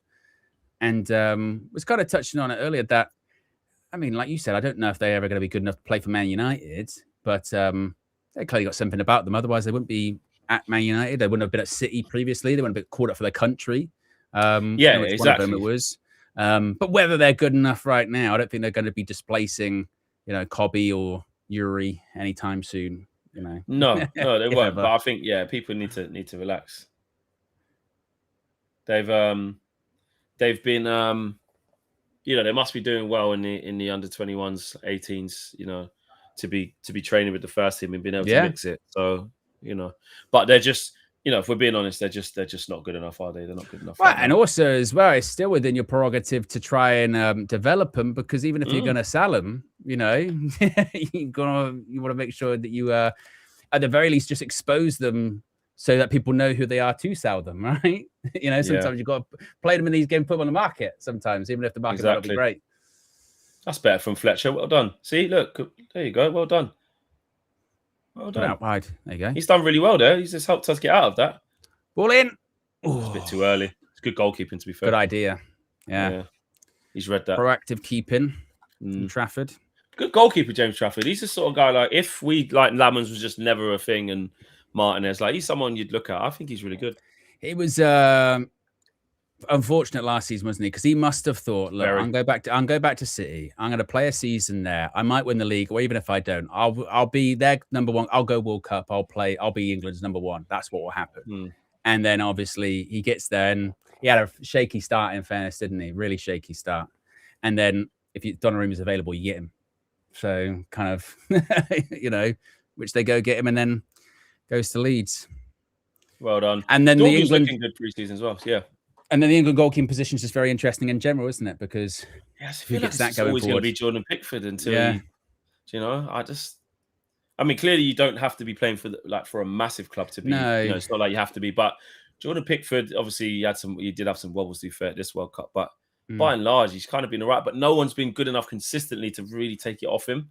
Henderson's flirted with it a little bit. It's got better recently. Now he's playing. Butland was there for a bit. What's his name? Ramsdale, Pope. They just haven't done enough, have they? But it's funny, isn't it? Because all of those names that you've mentioned have arguably done more than Jordan Pickford, though, in their terms of their careers individually. If you're going to look at, for instance, you mentioned Pope's won a cup. Well, you mentioned Dean Henderson. Look at last few seasons, he won FA Cup and Europa Conference League, right? Yeah. You know what I mean? But Pickford's one of these guys where, well done, unlucky Xerxes, unlucky. At international tournaments, Pickford's done okay, but not good, but not okay sometimes. You know what I mean? Pickford's a weird one because I don't think he's totally crap. No, he's not totally shit. He's actually a good shot stopper. I just think he's very eccentric and. He makes some rash decisions sometimes, or makes a meal of things sometimes. But I also don't know if he's good enough to be England's number. There's just something in me that goes.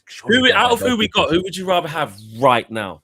That's the tough thing, isn't it? James Trafford's not experienced enough. Would you say no. Dean Henderson, maybe? Maybe you would go with Dean Henderson.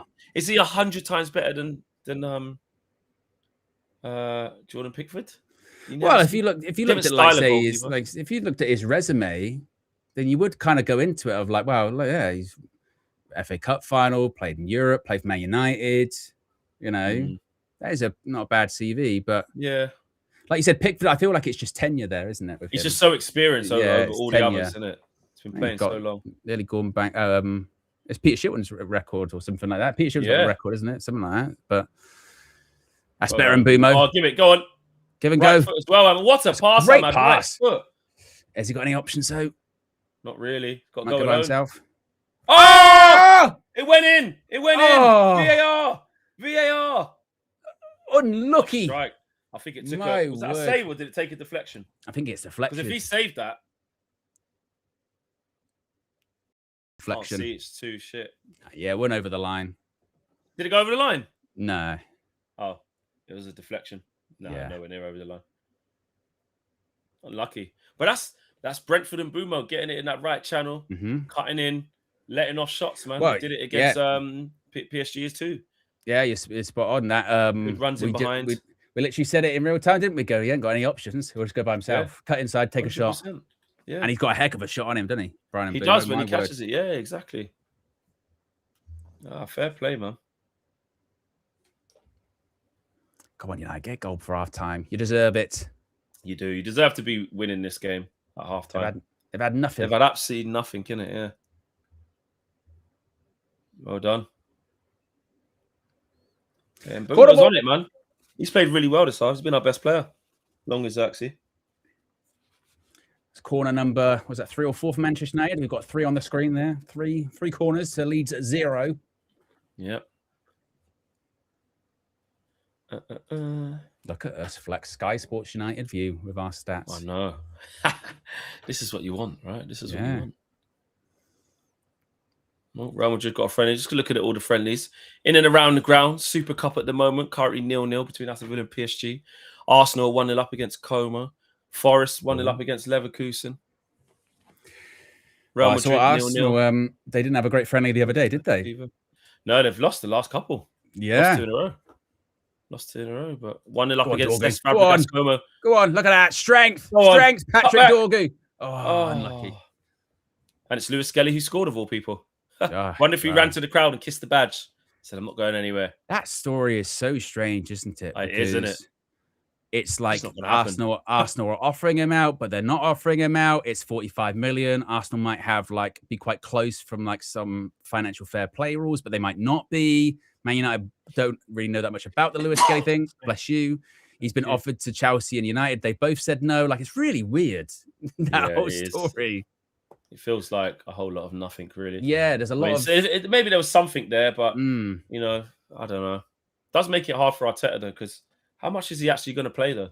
Be very interesting to see. Yeah. Well, and then today was Martinelli, was it Galatasaray, put a bid in for him.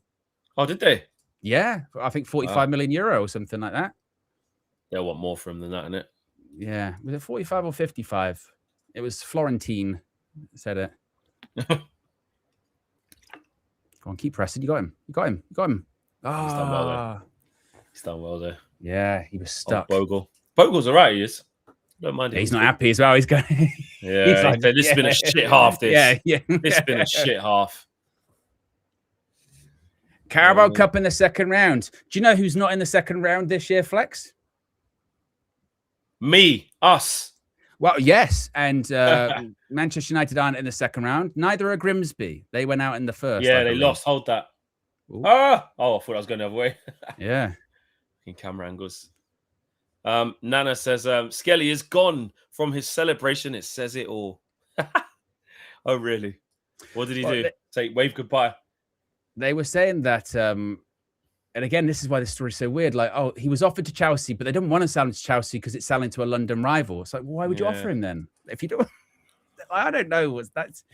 Seems very agent shopping around a light shop, not an official shop, just browsing. Yeah.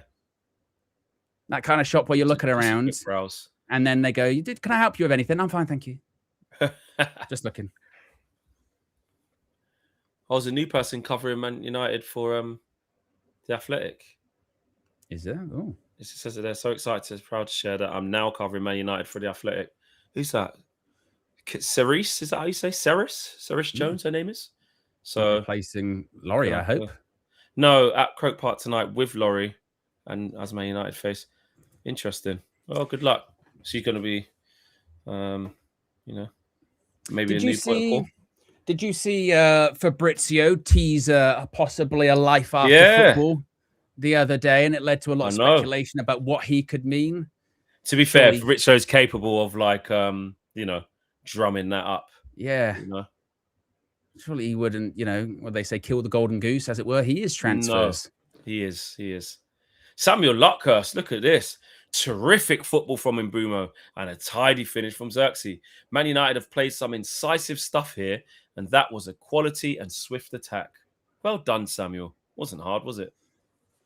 Oh, okay. Good journalism. Did you find that on? Did you find? I tell you what, a good place to find that, Flex, would be the UV presenter portal. That'd be good. It's good. Yeah, actually, I need to log in on my. Yeah, you need to log in. Oh, hold on. Watch this attack though, Aronson. Hold on. Oh, it's all right. They've been a little bit too easy though. It was Dan James. Dan James, I'm telling you, Fleck, he could, if he was still here, Fleck, I'm telling you now. Michael Carrick would love him. He'd love him, Fleck. I'm telling you now. I'll tell you what, I'm half expecting that clip, to be honest, after this match to be floating around. Yeah, exactly. Dan James is trending. Why is he trending? Let's have a look. Yeah. Dan James, king of assists. Man United shouldn't have sold him, by the way. First thing I've seen. Commentators glazing Dan James's pace in big 2026. Fletcher got picked by Dan James twice. He will be disappointed with those. Dan James, wish we never sacrificed him, but that's history now. Wow.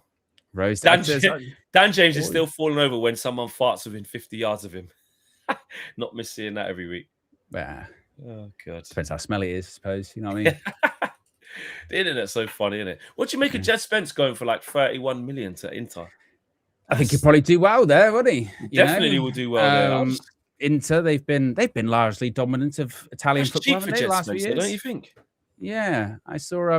But then they are. I did see something about De Zerbi might want to replace him though with like Premier League experience. Yeah, a bit of that. Fancied him, has he? Yeah. So fancied him at all. Maybe he'll be the latest, English player to have success in Serie A. Feels like a lot of players are having success when they go out there. Careful. Yeah. Well done, get rid, mate. Yeah, he made a bit of a mess of that. Getting closer to half time. Kind of run out of steam a little bit here, Man United. I know. I mean, sometimes those players as well, they're like, listen, I've got a few minutes left when I know I'm definitely coming off a half time, maybe. Yeah. Sort of start slowing down a little bit. And Leeds will be stronger in the second half. Like I said, they're bringing on probably all of their first teamers. They've got a couple first teamers there, but, I think some of the big dogs will be on. Just like ours getting ready. Cunha's getting ready. Bruno's getting ready. JJ Gabriel's on the bench. I know. Tynan Thompson's on the bench as well. Yep. Hopefully we get to see him, by the way. So this might be one of the rare times in this preseason that Carrick's going to actually do the big wholesale majority of the team changes. Yeah, because the game's so quick coming up on Saturday. You don't want to be, you know what I mean? It literally is a 3-day turnaround. You don't want to be running people into the ground. Good off, boys. Good off. You didn't give him a sniff, apart from the mistake that we made. We played some really good football. We did. Football that I enjoyed watching. I've thoroughly enjoyed that 45 minutes. We've played with intensity. We've played with pace on the ball. We've played forward. We've created chances. We've expressed ourselves. You can't say fairer than that at all, can you, really? No, I don't think so. I think we've done played really well. We've spoken a lot, haven't we, going into this preseason and during this preseason about evolution, talking about how Michael Carrick needs to evolve from last season. Spoke about there was a lot of talk, wasn't there, about him sort of adapting to the players he had when he came in, because you don't have time to implement, you have time to adapt. But going into this preseason, you want to see that evolution. And we have seen it in the last few games, and it's been a continuation of that. The only disappointing thing is that we're not winning. We should be. It's one mistake from a young player that, unfortunately, because of where he is in the pitch, if you make a mistake there, you're through on goal. The opponent is, and there's nothing the goalkeeper can do about that. So unfortunate in that regard.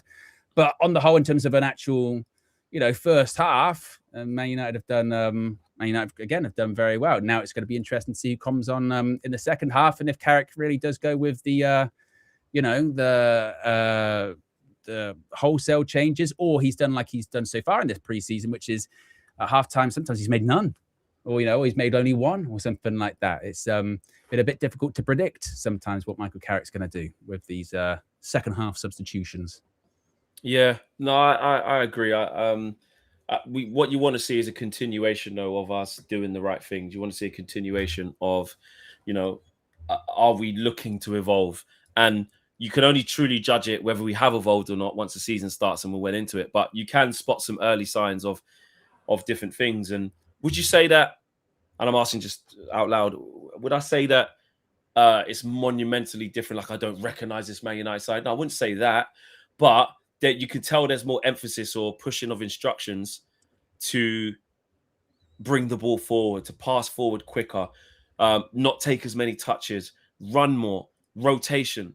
And I can see that. And I've seen that in all the games I've seen. I know the only one I missed for 90 minutes was the Atletico Madrid game. But, from that, I saw what you guys were saying, and the highlights that people were talking about. It all matches up, and it's all in line with all the other games we've seen. So, and that's with, facing a variety of different oppositions, different things. So, I think this preseason has been really good so far. That Wrexham one, it was an absolute waste of time. Well, it wasn't a waste of time because they got fit from it, but in terms of analysing that performance, we act like that game didn't happen. That was basically just some fitness. But from Rosenborg, onwards, we've clearly looked very, very good. You can't really ask for more, can you? Really? All right, yeah, you could have asked for a win against PSG if you've been pedantic, but it's like in terms of how we're approaching the games and some of the football we're expressing, you can't really ask for more, can you? No, and this is when it goes into something I posted on X the other day, Flex. It was a bit about the Andy Mitten stuff, that I think this is where many things can be true at the same time. I think you can watch the football that we've played in this pre-season and actually go, you know what, we're in actually a pretty good place. You know, we're playing some decent stuff. Got a good result against Atletico, against PSG, whether or not, you know, we're going to win that match, should have won that match, whatever. Still played some good stuff. But at the same time, you can still look at the transfer market and go, need more. I think those two things can be separate. You know what I mean? I actually look at the football that we're playing, and we touched on it in one of the morning shows the other day, didn't we? When you think about the strength in depth we've got in attacking players, we've actually got quite a few options in there. You know what I mean? We're more than we sometimes think. We've got Ahmad, we've got Mbumo, we've got Šeško, we've got Cunha, we've got now Rashford, we've got Bruno, we've got Xerxes. Like, that's actually quite a lot of names there that are all actually in half decent form. I think it's as you go further back in the team, right? We need an extra midfielder, but you look at some of the midfield options. You've got Kobe and obviously now Yuri Tielemans, Andre Santos, and then obviously defense. That's where I think we need more names. But actually, there are elements of this team and of this squad that I think are actually quite positive. That actually aren't being, I think, spoken about enough in the myriad of negativity of the transfer market and confusion over the strategy, which a lot of those conversations are entirely justified. I think what does get lost is that actually there are some good players in there. You know, there are some good players in there. I think objectively we're playing better football than we were, say, 6 months ago. And it's looking a bit smoother. You don't get too carried away. It's pre-season. We might completely lay an egg on the first game of the season against Hull, and then everyone will be laughing. We might even lay an egg against Ruben in a few days' time, and then none of these results will matter if you lose against Ruben Amorim's AC Milan, particularly when he hasn't won a game. But I think in general, there looks to be, maybe I'm wrong, but there does look to be a bit of a style generating there, a bit of an intensity generating there. But I think we're now into that territory where I'm really interested to see all of the players get back into that. You know, is that because this is just a hybrid team playing against hybrid teams, but everyone doesn't have their best players in, or is this genuinely a Michael Carrick tactical, you know, evolution involved in front of our eyes? We don't know, because I'm excited to see, say, Bruno get involved again, Yuri get involved again, Šeško finally get involved. If Marcus Rashford is to have a future at Manchester United, let's see where he fits. Let's see where Kobe Mainoo fits. You know, there's still quite a few question marks there. I think it is an interesting one about. Remember we were talking about it the other day, and a lot of people didn't really want to get involved in that chat because, like you said, they felt like it's a sidetrack away from, you know, it's spin to deflect away from the fact that why aren't we spending money?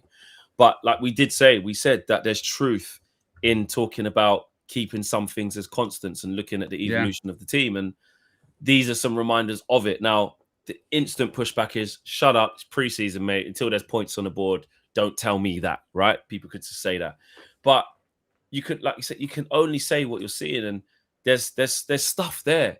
Like, it's okay to give credit and be positive for the things we actually do possess.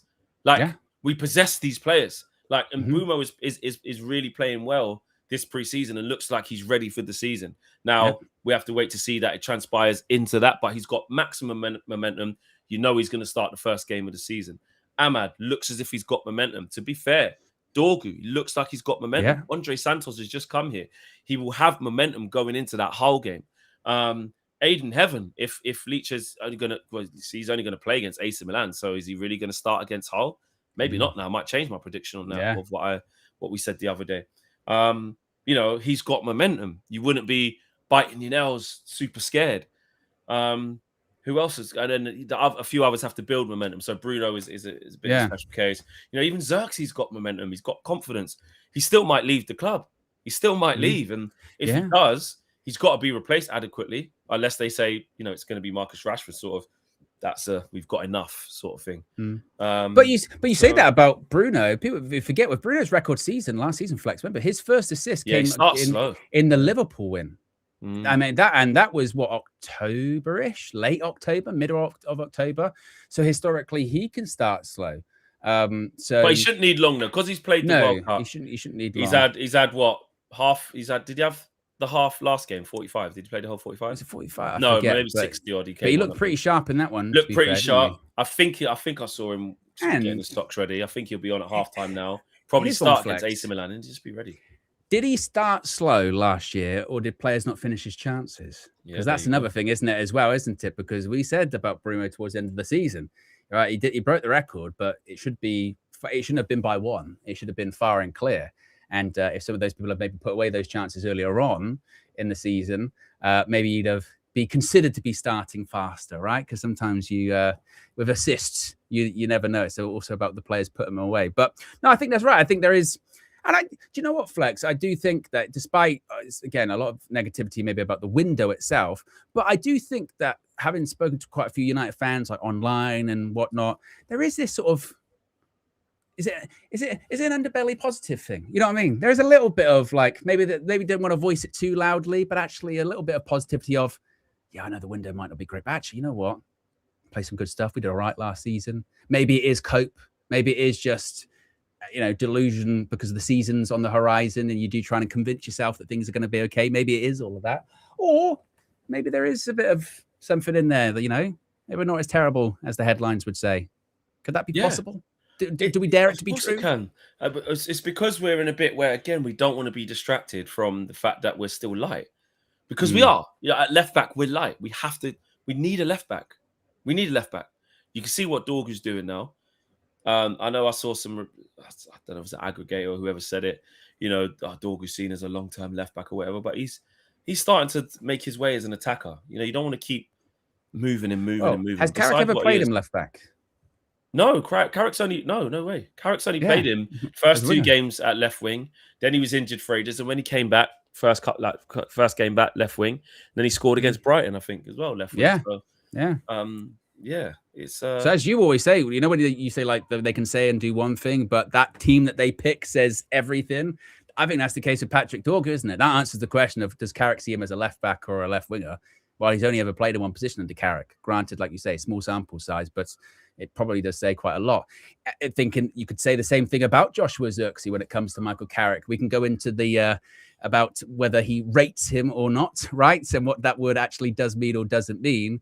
But one thing is kind of for certain, and it's been the case in this preseason, and it was kind of the case last season, that if he's got one of his options available, Zirkzee probably won't start the game. You know what I mean? There has to be a very specific set of circumstances in which Joshua Zirkzee starts under Michael Carrick. Now, maybe this season, because of the 20 extra games, maybe those circumstances do become more often. So maybe it is a case.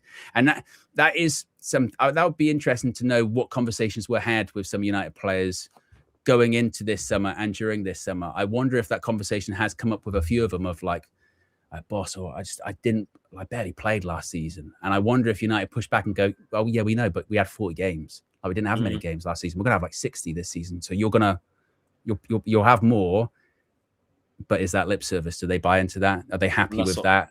Do they want that? That's the problem. I have seen this article from Laurie Whitwell just quickly about Lewis Skelly again. Sorry to bring it back up, but I've just send a link. We can get up on the screen, Fleck. Yeah. Okay. Here you go. Let's send this. This is part of the system. Yeah. Why not? Copy that. Send that to Owen. There you go, mate. Get that up on the screen. Yeah. And if you scroll down to the bit about says, and what about Man United? Basically, it's a massive piece with all of the correspondence. It's got Chelsea, Arsenal, and obviously Laurie Whitwell that are covering this. If you scroll down to where it says, and what about Man United? It's quite interesting what Laurie has to say. Control F, Manchester United. And what about Man United? What did he say? Oh. Can you not get it? No, it's cut off. Oh, okay. I'll read it out quickly. So it talks about Chelsea and where they are, and it says, and what about Man United? United have been offered, Luke. This is Laurie Whitwell writing this. United, and it says before, all anonymous people who are protecting their, that kind of vibe. United have been offered Lewis Skelly, although Arsenal say they have not directly offered him to anyone. While the player is keen to stay with them, at United, there is also some skepticism about how much he would cost, with the expectation that 45 million wouldn't be enough. The Old Trafford club are targeting a new left-back to alternate with Luke Shaw because the 31-year-old's fitness, blah, blah, needs to be managed. And Lewis Skelly has shown at Arsenal he can operate at both left back and in midfield. So in that sense, a 19-year-old would fit the bill. But this reasoning is also why they rate Lewis Hall of Newcastle United and have looked at Real Madrid's Camavinga. Camavinga started to come through a little bit more as well. So yeah, I mean, listen, Laurie doesn't claim that, you know, we're going to put a bid in, but he is adamant that, listen, all of this noise that's going on, he's saying they have been offered Lewis Skelly, although Arsenal say they haven't. So this is real. Yeah. Like, this is real. What's you mentioned about the Camavinga one? What is oddly specific about this story, and as you mentioned, this is why the Camavinga stuff keeps coming back up, is for some reason Man United have now seemingly merged two of their targets like into one. Like they were looking for a left back and a midfielder, and now it would appear they're looking for someone that can do both, which is why Camavinga's names come up, and which is why Lewis Skelly's names come up. And you feel like, well, there's only a specific few amount of people that fit that mold. If you're looking for someone that's a midfielder that could play left back, or a left back, or a left back that could play midfielder, there's not many that's available there. The quality that you're looking for. So Lewis Skelly would probably fit that mold, young as well, which would fit the recruit mold, available, not as expensive as maybe one would think, you know, which is interesting.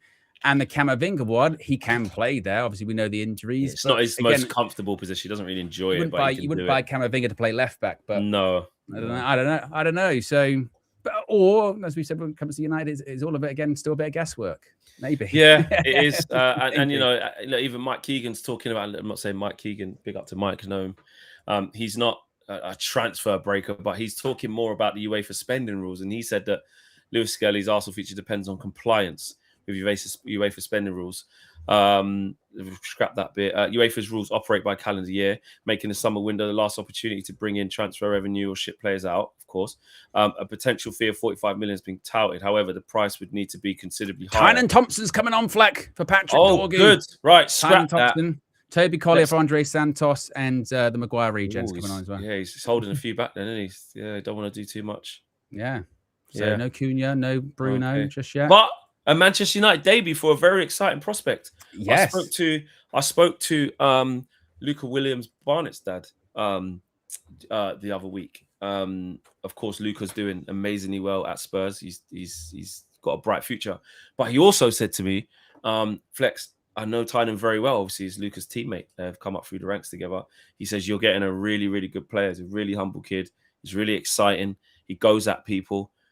He's an orthodox left winger. Goes at. He's not afraid to take people on, and express himself. So expect big things. He said to me. So let's have a look. And obviously we had Kish. Shout out Kish. Kish was on talking about him as well, and said he feels this player is ready. He hasn't been given an opportunity at Spurs, but is this another Aiden Heaven opportunity? One man's trash is another man's treasure. So Tynan Thompson about to make his Manchester United senior debut. You know, obviously pre-season, but yeah, this is exciting. Let's have a look. Let's have a look. Yes, have a look indeed. Yuri. He'll get probably 30 minutes again. Yeah, second half, most likely, something like that. Yeah. Do you know what, Owen? Though you see this Maguire regen. Yeah. I'm not gonna lie. I'm gonna see what my stocks are saying. Yeah, it is. Yeah. Just gonna have a little keen eye. See what's going on. Gonna be a bit of flex player watch. Yeah. Dan Armour. I just want to see what he's on. Is this regen thing possible? You know what I mean? Yeah. Toby Collier, what an interesting ride it's been for him the last few years, right? Yeah. At one point, he's coming on for Casemiro at halftime against Liverpool at Old Trafford. And then he's on, where was he at Hull? And I don't know if he played, got injured as well, didn't he? I think. Yeah.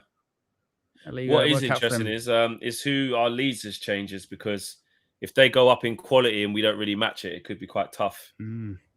Are they delaying coming out in the second half, Leeds? Were they trying to play games in a friendly? It's pre-season. You know, who they think they are? What are you going to play mind games in pre-season for? Isn't it? And make them wait. For what? Their flight home? It's so stupid, isn't it? Well, whilst we're waiting for Leeds, here they nice come. of you to turn up. Yeah, thanks. Yeah. If you haven't already, click the like button, Justin folks. On. We are over 600 likes to see if we can get to 750. Calvert-Lewin on. I tell you what, Mama. I tell you what, bro. Here you go. You're up against big Dominic Solanke. Calvert-Lewin.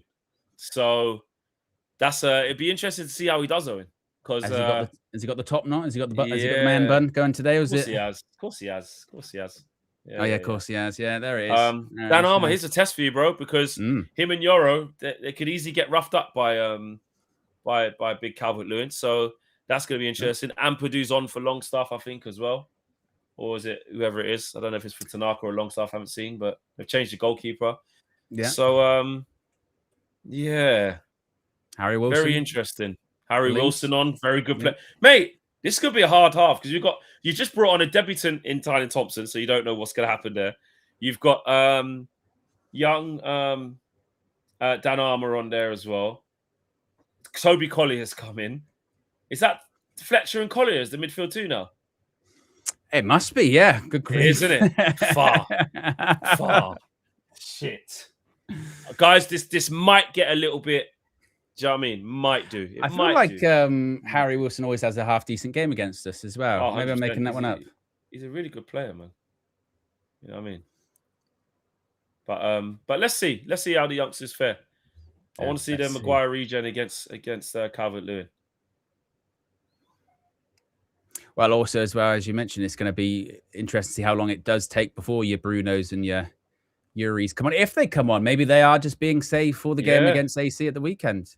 Yeah. Well, you'd think now. I think Tyler Fletcher won't play 90. Surely he's got to come off for one of them. Like you said, it's such a quick turnaround. I mean, it is proper Wednesday night, Saturday afternoon. You know, so that's the Champions League challenge. That's playing on a Wednesday night at 8 and then playing on a Saturday at 3 or something like that, right? But when you're in pre-season, you haven't quite got back yet. It's got to be managed.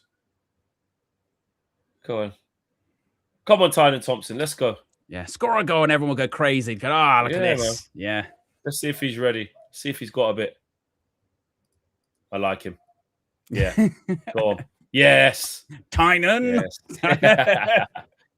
Is that Nonto's on that side as well? Nonto's playing right wing back. Fucking hell. That was another strange one because remember when Leeds got relegated and it was like he was definitely going to leave going on strike. Then he's still there all those years later. Yeah, he did try and leave, but good rotation. Let's just get zipping the ball again. There you go. There you go. Well done. I like that.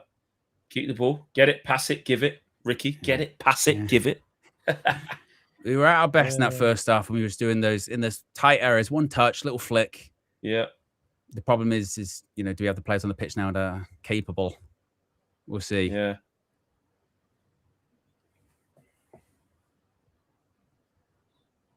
Test that new goalkeeper as well. Have a shot. See what he's made of. Him. Oh, Nonto, quick. I tell you what, that's a challenge for Harry Mass, isn't it? Nonto's quick. Not always a lot of end product, but he's definitely quick. Low center of gravity, that kind of thing. Yeah, give Almas a good run for his money. Come on up, Ashley. You definitely do that. Ahmad's still on. I didn't realise that. Okay, that's fine. There you go. He's trying to run in behind you, Harry. Well done. Wonder if the second half just kind of fizzles. Sometimes they do in the pre-season, don't they? Yeah. They really do. But Leeds probably got the just about, I don't know, maybe just about strung up with the changes they've made. If you go Harry Wilson and Purdue Calvert-Lewin, it elevates them immediately. Did Stat come on? If it did, then he's good. Don't know if he did. Super chat from Red Baron says, what do you think about the ownership situation at Liverpool, Flex? What we don't know is, there you go, he's got him behind him. Hold on a minute, let the ball in. They're not looking. Oh, well done, he was ahead of both of them. I don't know if he was offside or whether they switched off, but Calvert-Lewin was in a position there to get on the end of it. As he offside, look, there's a ball in behind you, Harry. Yeah, good ball as well. Dangerous. Good goalkeeping. Really good goalkeeping. Ball in behind. Look, Harry blowing a little bit there, couldn't get back in. That's what Nonto would do. So big arts for Harry Amas. Back to the Liverpool thing. It's hard to make a real judgment on it because you don't know what Jeff Bezos, if he does get it, like what's his intentions? Is it just a billionaire looking to have some fun? Does he just want to extract money from the club? Are they going to put money in? Are they going to be competitive with it? Lovely pass. Ball. Brilliant, Ahmad. Xerxes. Good pass that by Ahmad. It's minority stake though, isn't it? It's 30%. It's a lot of money for it as well. So you don't? Are they going to get sporting control? I don't think they're going to. Not No. many people do what the Glazers done, which is sell a minority stake, and that minority Yeah. stake gets to make all the decisions. Yeah, very rare. So I think FSG will still be firmly in charge, but yeah, it's interesting. I'll boycott Amazon. Tell you that. Not funding them. Yeah. Said that the other day. I'll just get everything from Vinted, mate. Pre-loved. Of all the reasons to boycott Amazon, and there's quite a few, it's the Amazon Liverpool Prime connection. gone straight away, mate. Yeah. No more Overrated Reacher for me. We don't need things next day anyway. It's overrated. No, exactly. I'd rather wait. I'll wait. Royal Mail all the way. Rule Britannia. I ain't funding them, bro. Nah. Yes. Instead, Fucking, they get new transfers and they say thanks for your Prime. You know what I mean? I'll Just put to a get you stamp buzzed, on my package. Yeah, pause, and it'll be a Royal Mail stamp, and you might get it delivered. Maybe. Oh man. Now, I say that Royal Mail is actually very good. Yeah, they are very good. Yeah. Very good, especially like the next day stuff and the recorded tracks and stuff. By really 1 good. p.m. It's by 1. Yeah. You know what I mean? I always wonder, like, I know it's a bit mad of me, but I always think mad stuff of like, how do you get this thing here that I'm giving you? How do you get that all the way across the other country in one day? You ever seen like one of those documentaries of like a proper postal sorting place? Yeah, or like Discovery. Or like Discovery. Yeah. Sometimes I watch them to go to sleep. They're like boring streams. They're like they're like 24/7, and it'll be just like boring stuff. I watched one and it was like, this is how you make Oreos, and in a factory, and it was like you just see them getting put together. It's interesting, but it's not. You end up falling asleep. Yeah. And you might dream about a cookie. I get what you mean. Oh, there's noise because the big guns are starting to warm up. Yeah. I'm hearing we're hearing chants of Bruno. Yeah. The stadium is rumbling. Probably ball down the side again. He's on behind again. Good save, said Lomans. Actually been done twice. Harry Wilson. That's what I mean. The level's gone up, man. You got Nonto on that side, you got Harry Wilson on that side. You know what I mean? It's gone up.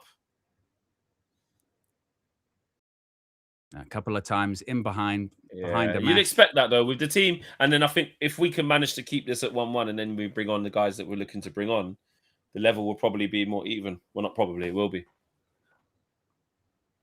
Maybe Bezos will take Liverpool to space. He's got his own space thing, doesn't he? He's got rockets. Oh, Xerxes, he didn't look. He didn't look there, bro. Yeah, our rhythm's gone a little bit. I think we might be seeing Bruno relatively soon. Or maybe it's just a bit of a warm-up. I just got to stick to the plan. Yeah, warm-up. You're coming on 60th minutes plan. We're not going to, because we're under the caution a little bit, 5 minutes in the second half against Leeds in pre-season, change it. Just got to stick to the plan, isn't it? Yeah, I suppose you're right. It's weird, isn't it? Because in a normal game in the Premier League, it's 1-1. You're thinking about changes to change the game. You don't do that in pre-season. You don't do that in pre-season, do you? You know what I mean? You don't go, it's 1-1, right, let's go get Bruno on and win it. No, you just need your minutes. You need your minutes. Your rhythm. You go like, is Bruno meant to come on? No. Oh, he's not coming on there. Whether it's good, bad, or shit. Yeah. You know?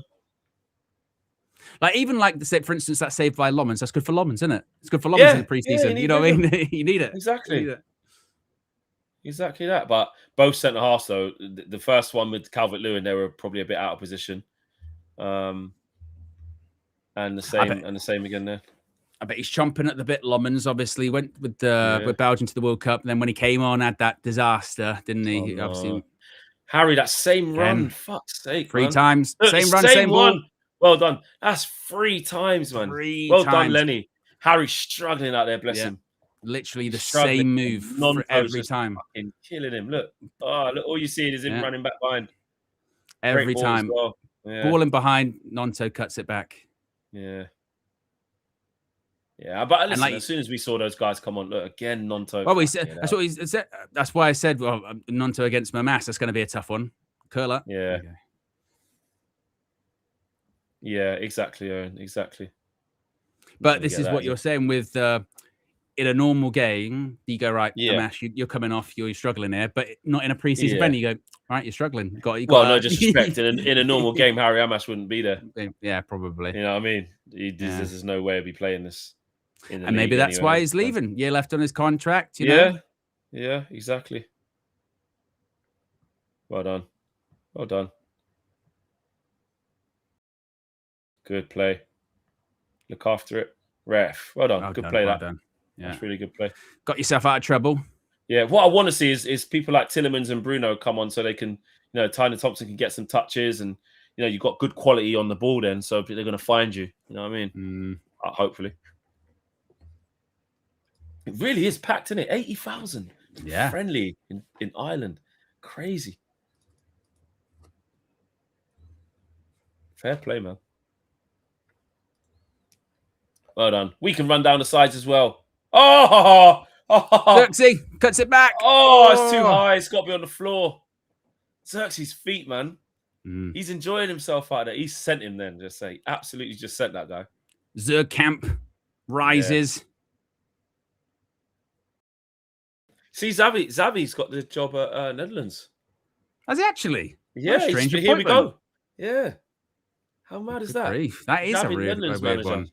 After Koeman. Right.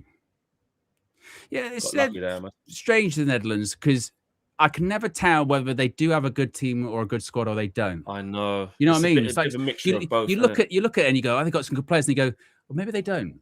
Maybe that's maybe they don't. I think individually, like they do have some really good players. Like if you're saying like Dumfries, I know he was injured, but obviously Frankie De Jong, Van Dijk, Van Dijk's still good.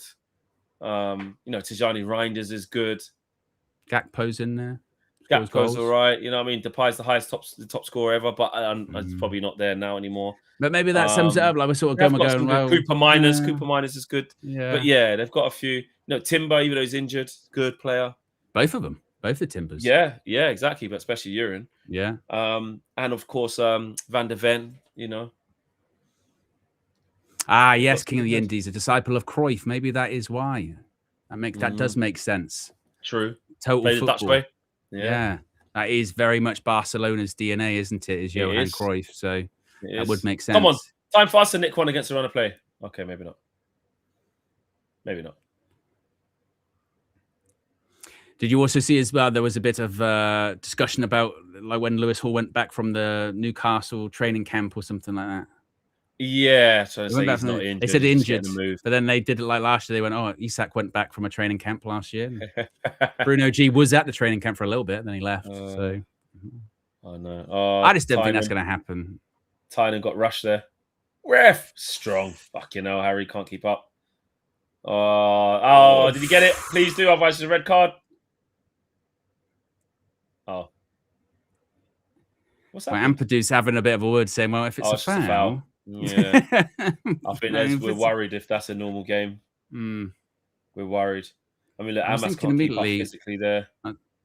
Did he need to dive in? Doesn't get the ball at all. I feel like could he carry it on shoulder to shoulder? He just flew in, didn't he? I'll tell you what, he might be off if that was a normal game. Just because of where he's fouled. Yeah, he gets nowhere near the ball, does he? At all. No. It's very clear who the crowd wants. Yeah, but this is a dangerous little situation here. Harry can strike them. Old Harry Wilson. Stack can. Is that Stack over it? Stack can hit them as well. He scored a couple last year. Well done. I should probably have the Super Cup on in the background or something, shouldn't I? Yeah, it'd be good to see what's going on there. I think it's 1-0 PSG. Don't know if it still is, but it was last time I saw it. Oh, it's 1-1. Oh, yes. Villa have just scored. Yeah. Brian Maggio as well. And that's a new kit. He does in a T-shirt. Oh. And some bloke's just got his belly out. Celebrating. That kid is supposed to be really good, though, that Brian Maggio. They couldn't register him because of like visa stuff. Xerxes taking a piss. But yeah, fair play to him. You knew I might take a shot. As soon as that opened up, you're like, he's going to take a shot. Knew it. Yeah. Arsenal's 1-1 as well. They conceded. Yeah, I got the PSG one up in the background. Keep me posted. If anything happens, that is a crazy kit. Yeah, it's their team that they've got out there, Aston Villa. They're doing well because PSG got the proper boys up. Apart from maybe the striker, got Doué on the right, Kvaratskhelia on the left, Mendes, Pacho, Marquinhos, Hakimi, Vitinha, Emery, Neves. You know what I mean? And their team. I tell you what, Villa come again. Villa in the box. McGinn. Is he going to cut it back? Cut it back.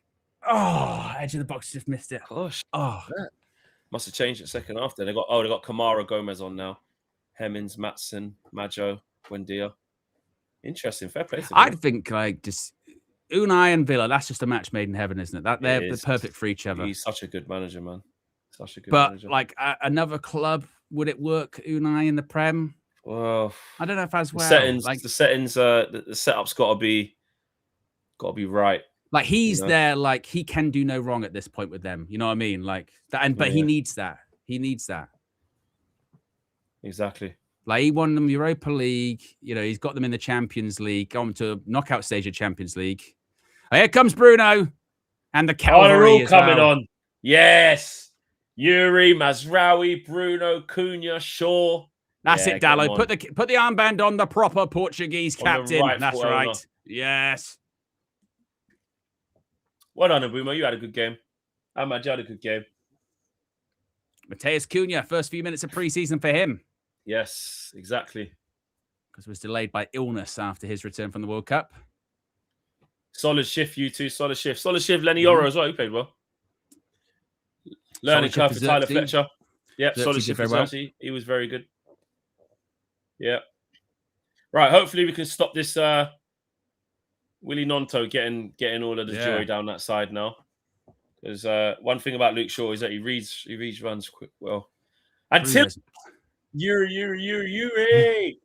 I tell you what, Bruno's a proper superstar, isn't he? Like just him on the pitch, the crowd just go crazy. 100%. So you know, innit? Yeah. Big time. Go on. Keep it stay in. Unlucky. Nah. Unlucky. Where are we at in terms of the likes, folks? We've got over 1,000 people watching. We are at close to 650 likes. If you haven't already, click that like button and be sure to subscribe to United View if you are new. Well done. Oh, Yuri Fletcher. Is that the other Fletcher? Is that the other one just come on? They both look a bit wiry, don't they? Need maybe put on a little. They do. Yeah. Says the fat man in the chair, I know. But... You're also not a professional footballer. He needs to put on a little bit. Oh. Yeah. Exactly.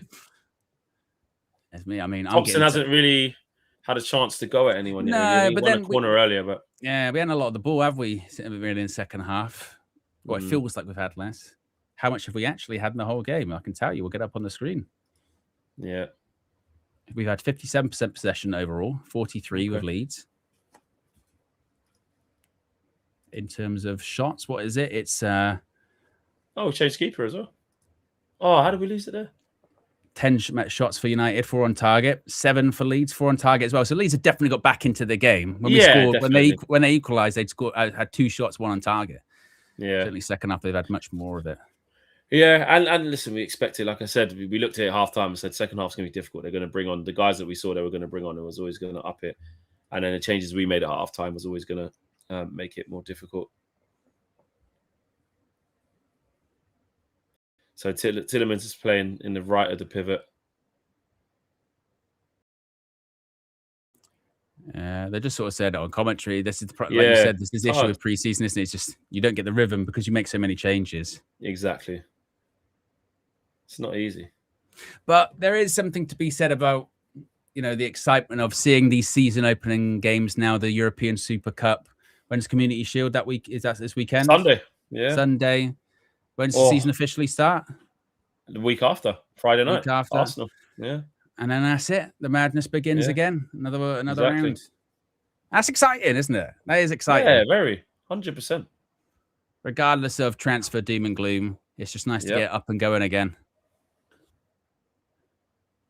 And then it really will be every 3 days.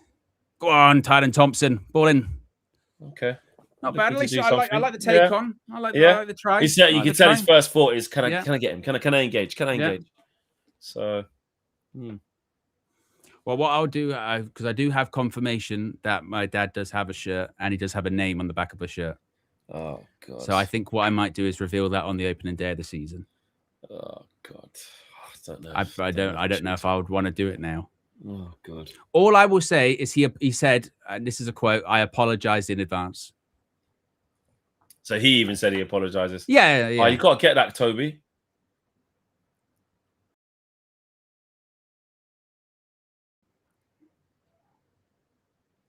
There you go, Bruno. Yuri. Left foot, no problem. Nice. Yeah, don't worry about that, mate. Don't worry about that. I'm Yuri, mate. Oh, God. See that left foot. Off you go. Off you go, Maz. Go get that. Be an interesting season for Mateus Cunha as well, won't it? Because he had last campaign was initially he's the Maverick. He's a Maverick Cantona-esque. Maybe got a bit of criticism. Had to take a little bit out of the spotlight for a minute. Remember when Carrick first came in? It was like maybe Cunha can hold bench for a little bit. Yeah. And then second half of the season, he was much better, getting big goals. He really adapted to that sort of left wing position too. Yeah, he did. Oh, which will be interesting now that Rashford's back and Dorgan's back. Is he a left winger or what is his position? What is his position? He's playing up front. He's playing up front. No, but I mean just this season. Oh, this season, what is it? We don't know. Like, I mean, the first game of pre-season that he's playing up front. We don't know. Is he a bit of everything? A little bit of a hybrid, yeah. Is he a bit of everything? Like, oh yeah, he can play left, he can play in the 10 if we need it. We can play striker. Yeah. Like you need those front players. For Brazil. He can play up front. Yeah. But we didn't really, when we saw him up front a few times last year, we didn't really like it, did we? I mean, just before Ruben got sacked when we had injuries, when we scored against Leeds, he was up front in that game. He's been up front in a few games, and it's been a mixture of us not really liking it. And then he started to settle down on the left side, didn't he? So really adapted. Yeah. I think he might be a bit of a hybrid, or they might have a little look to see. Because like Mbumo, like Šeško, like Loman's second season, you would expect him to kick on even more, particularly him and Mbumo, the senior players. Exactly. But he may struggle with that. He doesn't have that one position nailed down. Sometimes that can be a bit of a detriment. Yeah, because you're getting moved around all the time. Yeah. Interesting that our right winger now, Ahmad's gone off, is actually Fletcher. So that's a bit of a shoehorn job. Yeah. It is Fletcher. He's wide right, and Thompson on the left. So completely different sort of setup. Collier in there as well. Dan Armour in there as well. Well done, Lenny. I like that. Oh, Bruno, love it. Go on, Tyden. What you got? Want to go at him?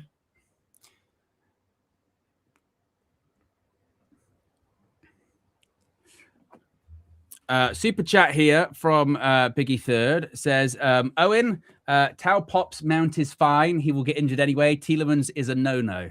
Yeah, he better not get Tielemans. He better not. I will reveal on the first day of the season. Oh God. But again, this is where it's family, but I distance myself from this. Yeah, you don't stand by his no. This is like when one of your friends or family members says something crazy at Christmas dinner, and you just have to go, look, we're related. Those are the facts. But everything else, I don't say what you want. Yeah, and it's not even drink. It's not even like sorry about him. He's had a few too many. He does it. It's completely normal. Played or unlucky. Well, I told the story when I went live. It was, but when I went live at 6:30, Flex, the house was crazy. Pace. You got to recover Lenny. Now. Okafor's gone past him. It was terrible ball. Oh, Lenny. Oh, he's done well there. He got done there, though. There you go. It's not over yet. He's had a good half since he's come on, hasn't he? Oof. He has. Very sharp. Men's football now, kid. Yeah. Bit different now. Unlucky. Weren't going to get past him there, was he? But yeah, it was going. When I went live, it was going crazy. Asher was barking. I thought I was getting robbed, Flex. I'm not even joking. I thought someone was trying to break in because someone was banging at the door, right? And then I sort of peeked out, and it was someone in like a high vis. I thought, "Fuck it, what the hell's going on here? What is going on?" And this is like minutes before I'm going live. Asher's barking, and I take another peek out of it, and it's a guy in a Tesco high vis, right? What, delivering your shopping?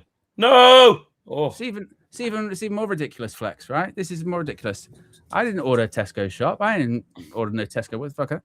I get a message from my dad going, "I've ordered my shopping to the wrong house." Oh, for God's sake. And I go...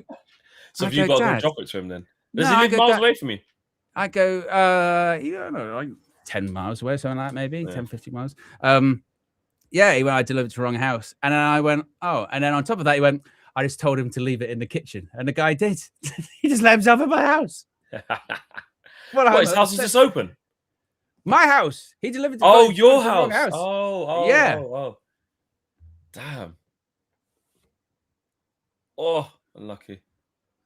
So I was in this very strange situation where I'm here streaming, knowing there is some stranger in your house. Oh, no, he's not off. He's not off. He tried to play it. Yeah, that is not what you want. No. Surely, keeper. Well done by me. Give it to Yuri.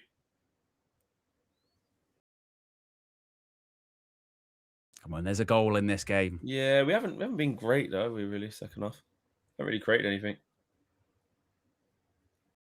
Good switch to play that.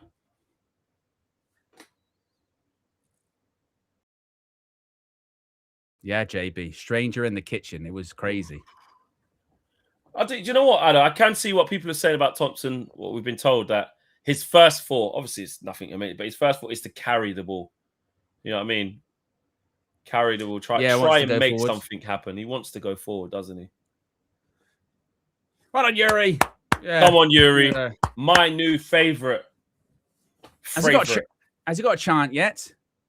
Yeah, Yuri. Oh, nice. Right. I would never commit to that because that's a difficult note at the end of it, isn't it? Yeah, but makes it more fun. Yeah, definitely not. Ball in. Oh, look at the ball in. Hey, Flex, on your Instagram story the other day at Flex, was it 87_? Yep. I saw you were on the DJ decks at the weekend. Yes, I was, mate. The comeback is. Oh, I'm halfway off the screen. I need to turn. What's going on here? Sorry, I didn't know this. Why didn't nobody tell me this? My whole face is cut off. Yeah, you're fine. Nah, but I'm. Oh, that was ages ago. Hold on. Yeah, you're fine. Oh. Yeah. Oh, right. Oh, yeah. Sorry. No, that was ages ago. Ball in. Yeah. I'm coming back. Man. Out of retirement. Coming back. Yes. Trying to, trying to see what's going on. I want to get into the event space, and yeah, why not? Let's see. Let's see what's possible. It's definitely our ball, by the way. C1 Chaos says, "Can we hire Fleck for private events?" Yeah. Yeah. You know what I mean? Yeah. I'm up for it. So birthdays and christenings. Yeah. Weddings. Yes. No, not weddings. Yeah, it's a bit much weddings. Yeah, I've done a few of them, but don't know. No hydration breaks. That's right. Oh, well done, Toby. Toby's still wearing them same Phantom Vision boots, man. He ain't changed them in ages. Oh, look at the pace. No one else there. Oh, he had no one else to be there. It's a bit better. No one else. Yeah. We'd like to see. Look at Xavi looking all serious. The official Instagram account, Twitter account has announced him. Xavi Hernandez till 2030. Oh, we should have got him. We should have got him, Fleck. Yeah. Xavi. Whenever anyone gets signed, we should have got him. We missed out.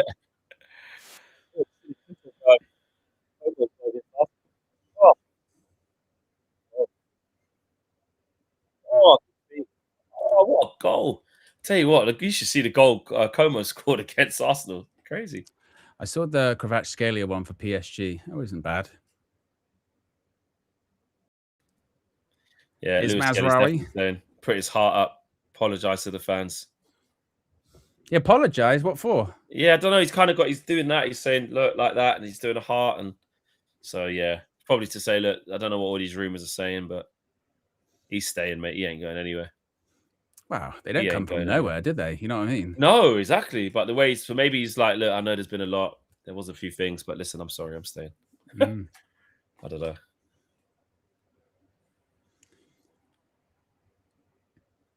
If you haven't already clicked the like button, we've got 1,000 people watching. We're less than 200 likes away from 700. Let's get 750. Maybe even 1K. You never know. Remember, there still are quite a few players still to come into this squad. Hobby, Rashford, Sheshko. Yep. Maybe we'll... Yeah, Sesko's had no minutes the whole preseason, man. Oh, nice. Yuri. First touch. Yuri.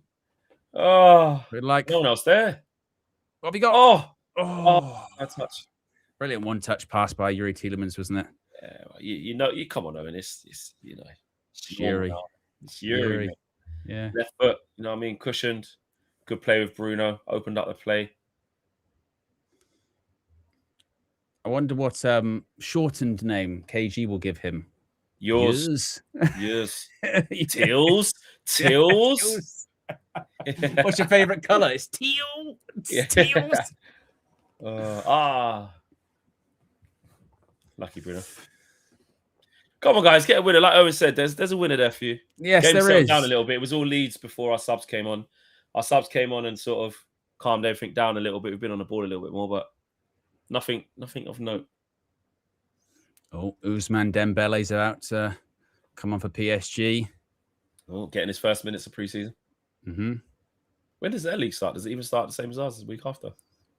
Might start after. No, Paris League is like Paris League, the French league.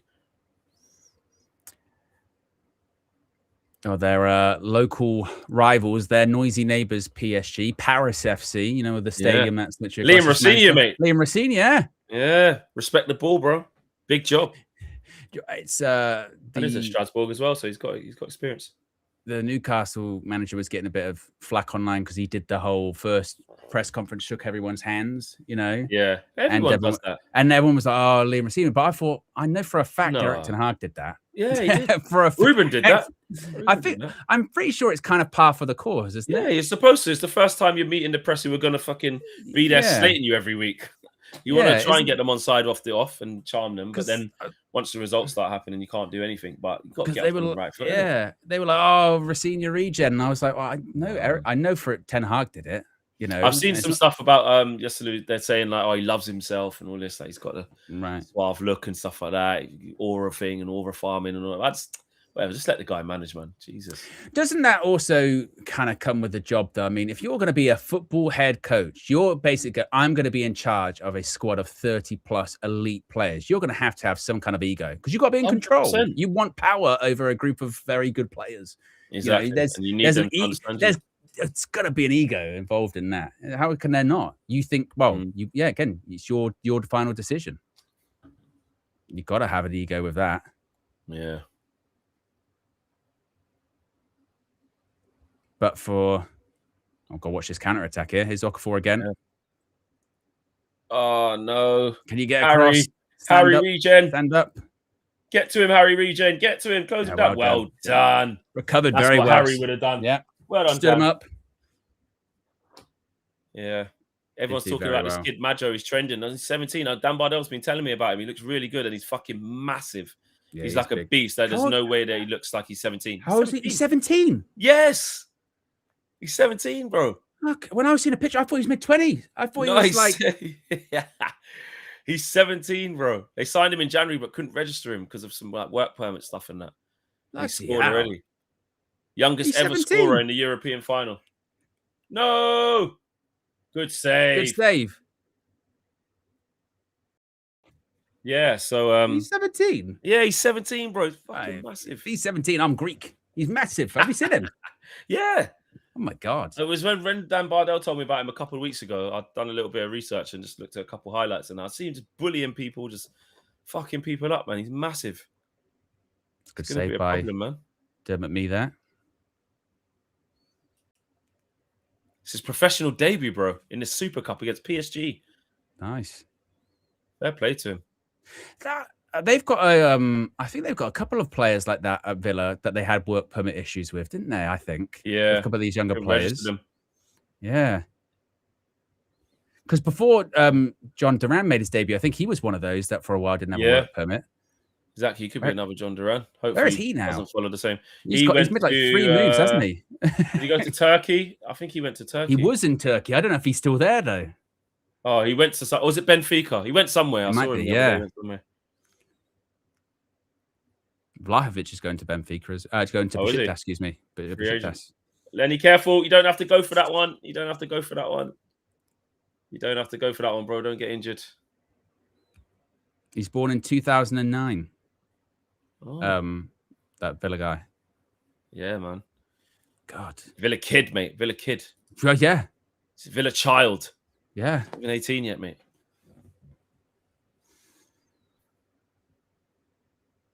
It's always the way there, isn't there? There's always that person in your year at school that when you're in year 7, he's got a full beard and he looks 18. You know what I mean? Yeah. There's always one. 100%. Don't let him go past. Don't let him go past. Nonto just don't stop running.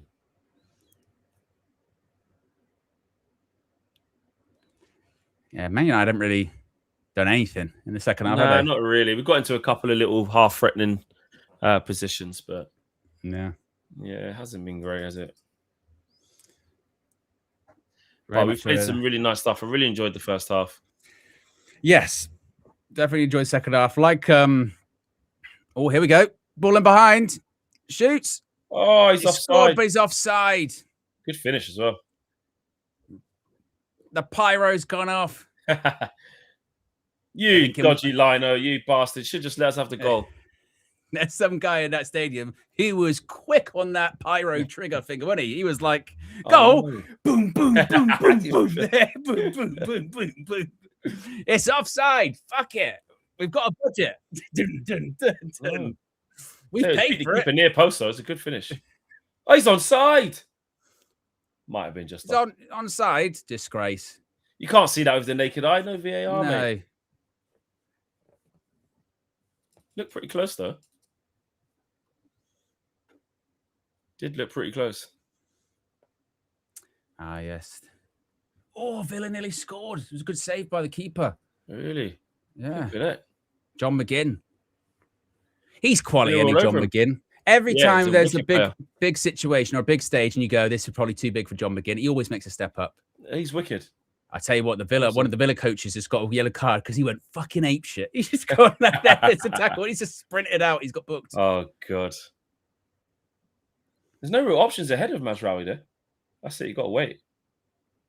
Oh, bit of a lucky ricochet. Corner ball. Yeah. Corner ball. Come on. Ramp it up. Last 10. Yeah, let's score a set piece. Where's Ian? We need the pretty set pieces. Come on. A Bruno Fernandes special. Handball.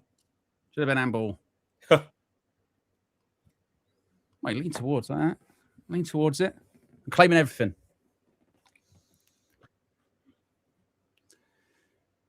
Right, in swinger. Good grief, that was a lofty one. Shoot! Oh. Ah, you back yourself, Toby.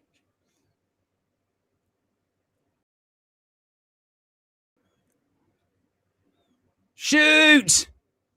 Ah. If there's one person you'd want it to fall to on the half volley, 25 yards, it'd be Bruno Fernandes. Straight in. Save it for the season, Bruno. It's all right. Save it for the season.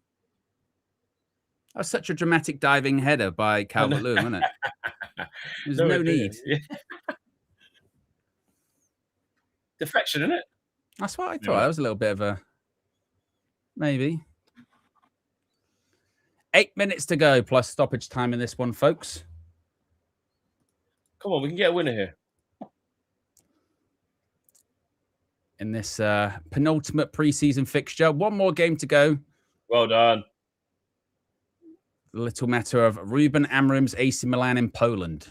Yes. Still to come. Good touch, Collier. Oh. Thompson cuts it back. Oh, she didn't ricochet the right way. No. But counters on. He wants this. Don't know if he wants that foot race. He's got two guys there. Oh, see you later. Yeah, that's the only thing with Yuri. Not big spaces, please. Not big spaces. We can't be doing that. In transitions with big spaces, he'll have the parachute out. No, that's the only thing about my favorite. But listen, he done brilliantly there, Yuri, to hold him up. He makes him choose the wrong option and he lets Lenny Yoro get back across. Tell you what, Harry Wilson gave him a new set of legs there, didn't he? No, he didn't, Owen. He was in control of the situation, bro. You're not reading what's gone on. Yuri went. Yuri's gone. Lenny, use me as a decoy. Use me as a decoy, bro. And you come across and block the shot. I'm going to send him over to you. That's all he's done, bro. He looked at the clock and went, it's 83 minutes. I am not doing a Tom Eaton. Yeah, I'm not pulling the hamstring. Nah, bro. Yuri was fine, bro. Elite play. Ball over the top. Nah. And Harry's there, bro. Harry regen. Yeah. He really does look like Harry Maguire, doesn't he? If you hadn't said the way he runs, like just if you say didn't see the substitutions at half time, you would just assume Maguire was still on the pitch. Yeah.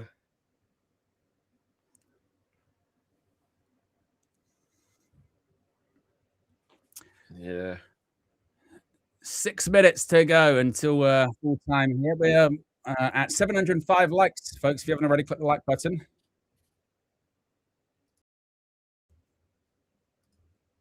As we see if we can get a little bit of a late winner. Yeah. Don't concede late, boys. No. I want the winner. I can't think of the Leeds keeper having to make a save at all, really, in the second half. No, he hasn't. No. It's only the offside Bruno shot that went in that we've had. Well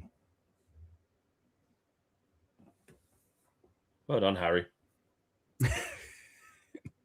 I like him, man. It's just every time it's just going to be Harry. Oh, Luke Shaw. Oh, it's not a good ball. Thought it was. Take a touch. Oh, Yuri. Take a touch. Take a touch, Owen. Wow, good. Yuri delivers, mate. With his vision. Switch. Oh. Time Thompson. Bruno. Oh! Oh, Bruno. Unlucky, bro. Unlucky. What goal that would have been, by the way. Look at this. Side foot. Oh, no. That would have been. That was no backlift as well, isn't it? Look. He's got no right to get that close there. So what a goal. What a strike, sorry. Under his feet as well. He's just have a bit of that. Just try and put it in top quarter. Oh. Some goal that would have been. Yeah. It's good. Get the cobwebs out. You know what I mean, Bruno? Do your thing.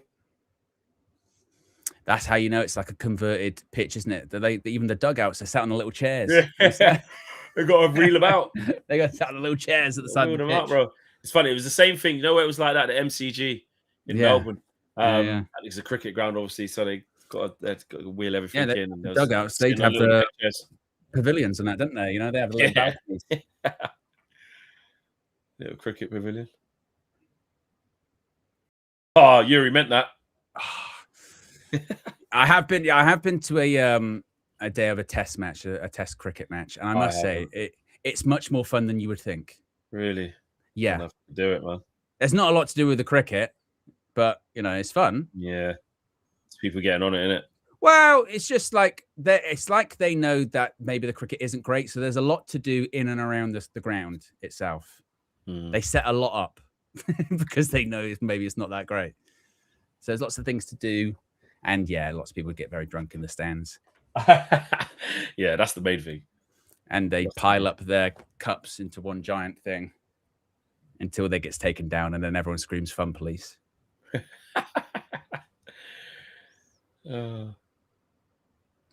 Cricket, honestly, it's not bad. Come on, boys, go get a winner. Bad. Yeah, I wanted to go to fair, but I can't watch Test cricket. I've got to watch T20 or something. Yeah, the 2020. That's quite good. Yeah.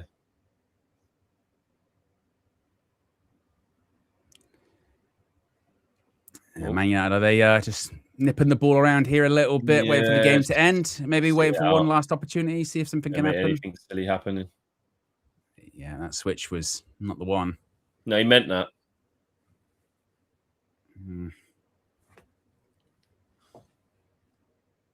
Even the Leeds players are tired. Yeah. Not running after that. Harry.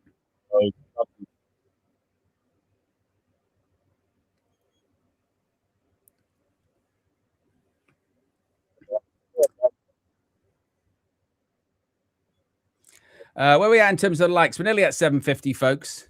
And I don't actually know exactly where we're at in terms of the subs, actually. It's not live anymore. I'll tell you exactly, specifically where it is, Flex. And it'll make the screen go weird. We are at 214,624. Oh, Bruno. Oh, Mass! Oh, you got to pass it there. Yeah. You got to pass it, Fletch. Masvarri with a bit of, I don't know, Joga Bonito. I know. Baller juggling, pause. Fletch, it's on, it's literally on Cunha's right foot there. You got to give it to him. Cunha, that was a bit lackadaisical. Well done. People said that during the World Cup, didn't they? They wanted to see bold World Cup Maz. That's what they wanted to see. He did well at the World Cup in Morocco, didn't he? Yeah, he did. He does well every time he plays, really. He just never puts a foot wrong. Reads the game well. Yeah, I mean, let's be honest. I mean, how much should we sign him for? Like 13 million? Yeah, it's ridiculous. Bargain for a squad player. Yeah. That is a joke. Oh, here we go. Oh, Go on, let him have a picture. Let him have a picture with Bruno, man. Or is it just an overzealous fan, or is it a streaker? I think no, it's not streaker. No, it's not streaker. That kit on. Come on.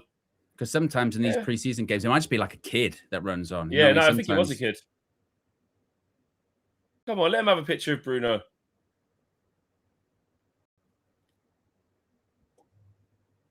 Daniel Farker. Daniel Farker. That's our little stab on the show. Daniel Farker. Daniel Farker. Someone said to me last year or the year before when we played Leeds in the Strawberry Arena, and it was like someone at TalkSport said to me who covers Leeds all the time. They were like, "Listen, I'm telling you, Daniel Farker, you'll smell him before you see him, in a good way." Yeah. And his cologne is so strong, but I've never smelled anything like it. You know what I mean? It's so strong, and he talks for ages. What's going on here, bro? This is taking ages. He's left. He's seen enough. He's left. It's a game over. It's a game over. They probably can't catch him. The kid's too fast. Oh, and he's blown the whistle now. It didn't finish. Daniel Farker literally went, "Fuck this," and walked off. He just left. Yeah, I mean, you got someone running around the pitch and there's a couple of minutes left in the friendly emails. How did the match end? Well, someone ran the pitch and they just couldn't be bothered to restart it, basically. So they just, we've had enough. I mean, it was fun at the start, but a little shit probably stopped us from scoring. Yeah. We would have won if it wasn't for those meddling kids. Oh, Jesus. Little bastard. Yeah. Well, 1-1. Everyone unscathed. First half, excellent. Very, very good first half. Really enjoyed it. We played some really good football. Second half, Leeds brought on some of their better players and we took off some of our better players. So it wasn't really fair and balanced at that point, so we struggled. And then we brought on our better players and then we resumed control of the game again and created a couple of half chances. Obviously, Bruno doing what Bruno does. And the games just sort of petered out. There you go, 15 shots to 13. So they weren't that far behind us in the end. They had more on target than us in the end as well, ironically. Yeah. So, yeah, in the end, on that, it looks pretty even. First half, we battered them. We played really well. But as much as it goes to penalties. Got to watch the penalty shootout. They got a penalty shootout. Yeah. Oh, I don't. Yeah, he said it. He said it in comms. Yeah. Oh, and I want to see the pens, mate. Oh. I just turned it off. God. Yeah. Oh, PSG scored. Scored. Order is restored. Who scored? Yeah. What player? Who is that? That's number 14, Doué. Oh, Doué. Okay. So what we got? Are we bringing on kids? Are we bringing on kids for the pens? I didn't know we had pens. He looked really young, that kid.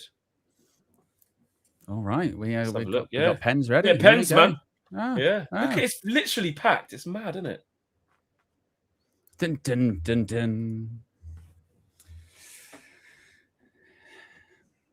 What conversation do you have as a coach? You know, when you're preparing for a friend for penalties in a friendly, do you just sort of do you have a bit of a post-match debrief? Do you just say like, look, this is good for the season ahead? Yeah, you just talk about the game really quick. You say, well done, boys. Minutes in the legs, etc., etc. And then you go and do your pens. Yeah. John O'Shea on the doing a bit of punditry. What a player for Manchester United. Unsung hero. On, Mr. Utility. Never forget him scoring against Arsenal, chipping. Was it Almunia in goal? I think it was chipping Almunia. Scoring at Anfield as well, John O'Shea, didn't he? I believe as well. Nutmegging Luis Figo. What a player. What a player. John O'Shea, man, very intelligent footballer. Yeah. Wicked footballer.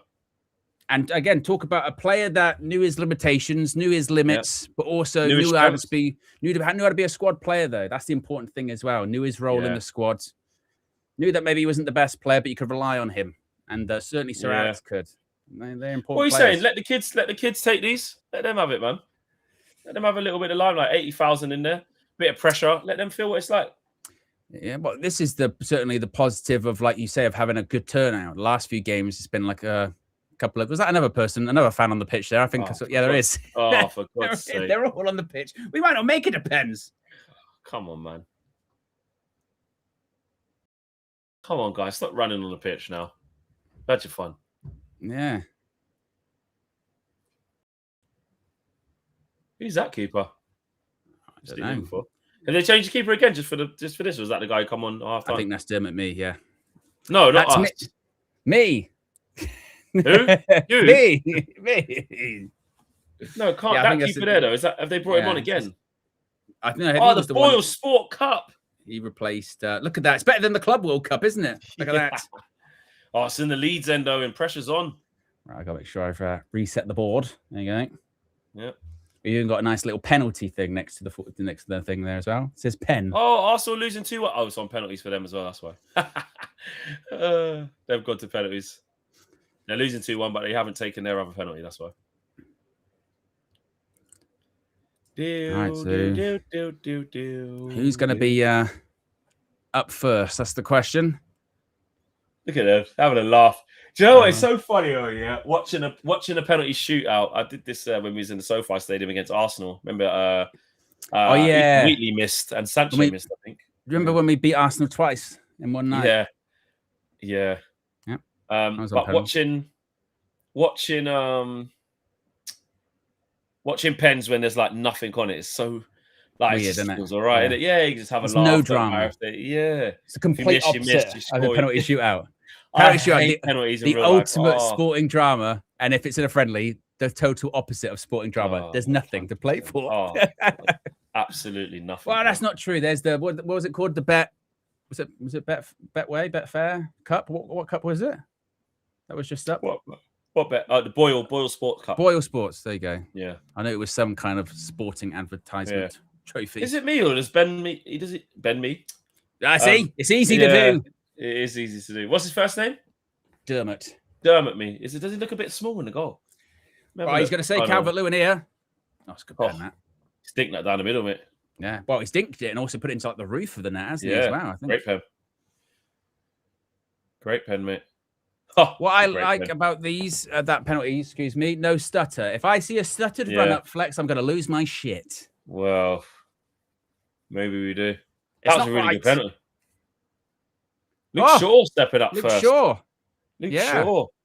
My recollection of his penalties are like he doesn't miss whenever called upon. Yeah, he's technically proficient, Luke Shaw. Yeah, isn't the Darkness is behind him, isn't it, Flex? Yeah, Darkness is behind him. Of course it is. Of course it is.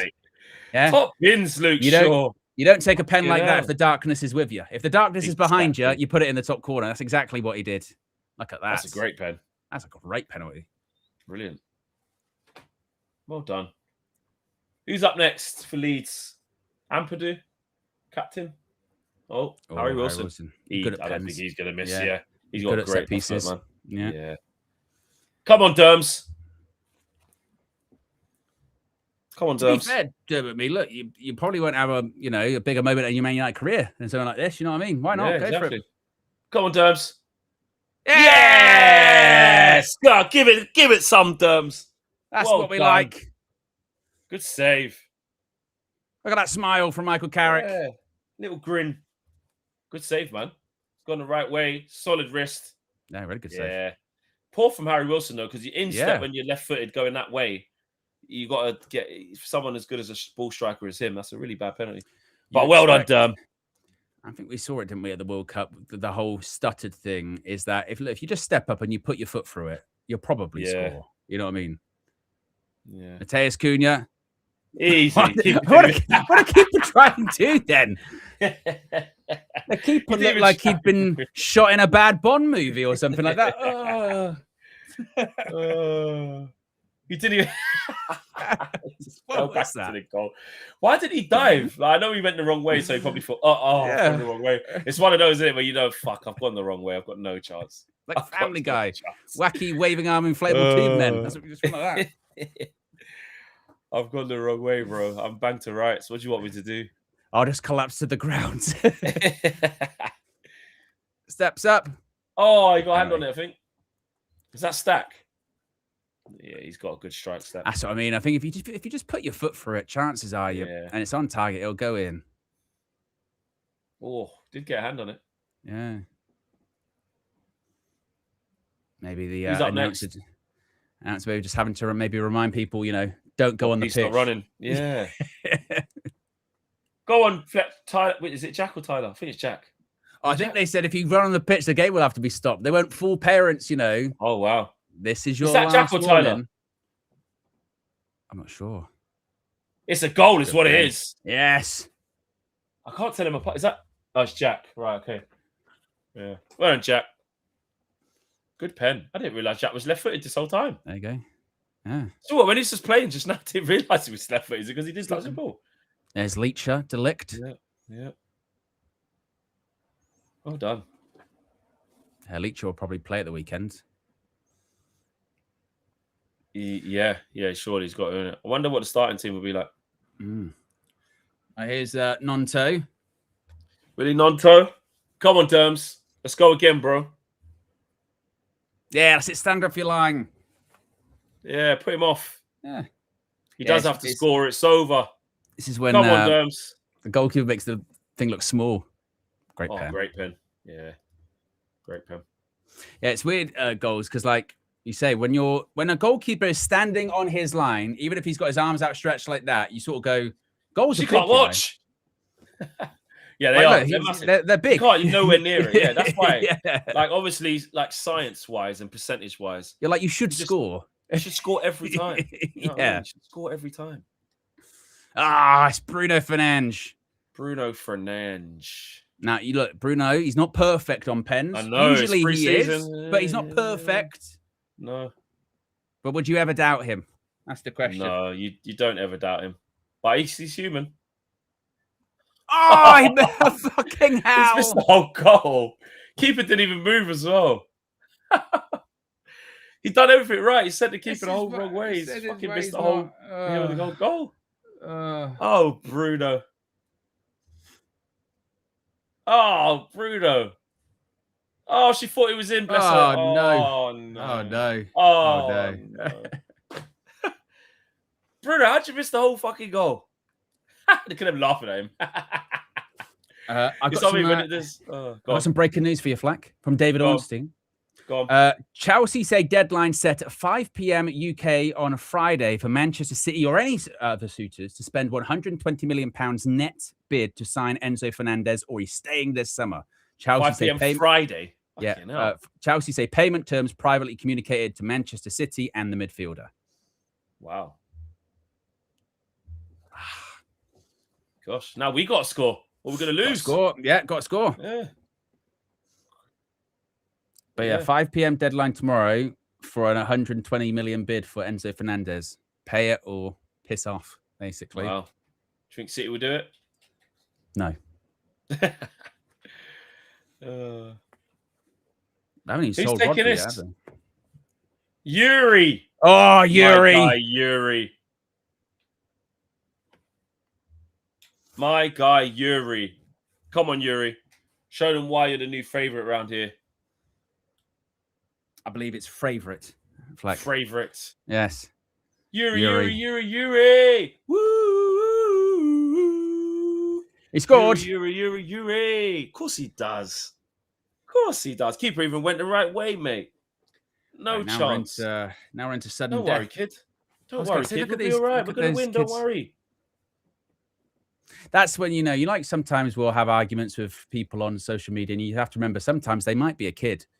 Like, to a child, a penalty shootout in a preseason match is everything. Yeah. You know what I mean? Especially if he's like never seen United play before. Yeah. Well, I mean, Justin's got a good strike as well. This one, Flex, going over the bar. Come on, Derms. I've had a vision. Past the left post.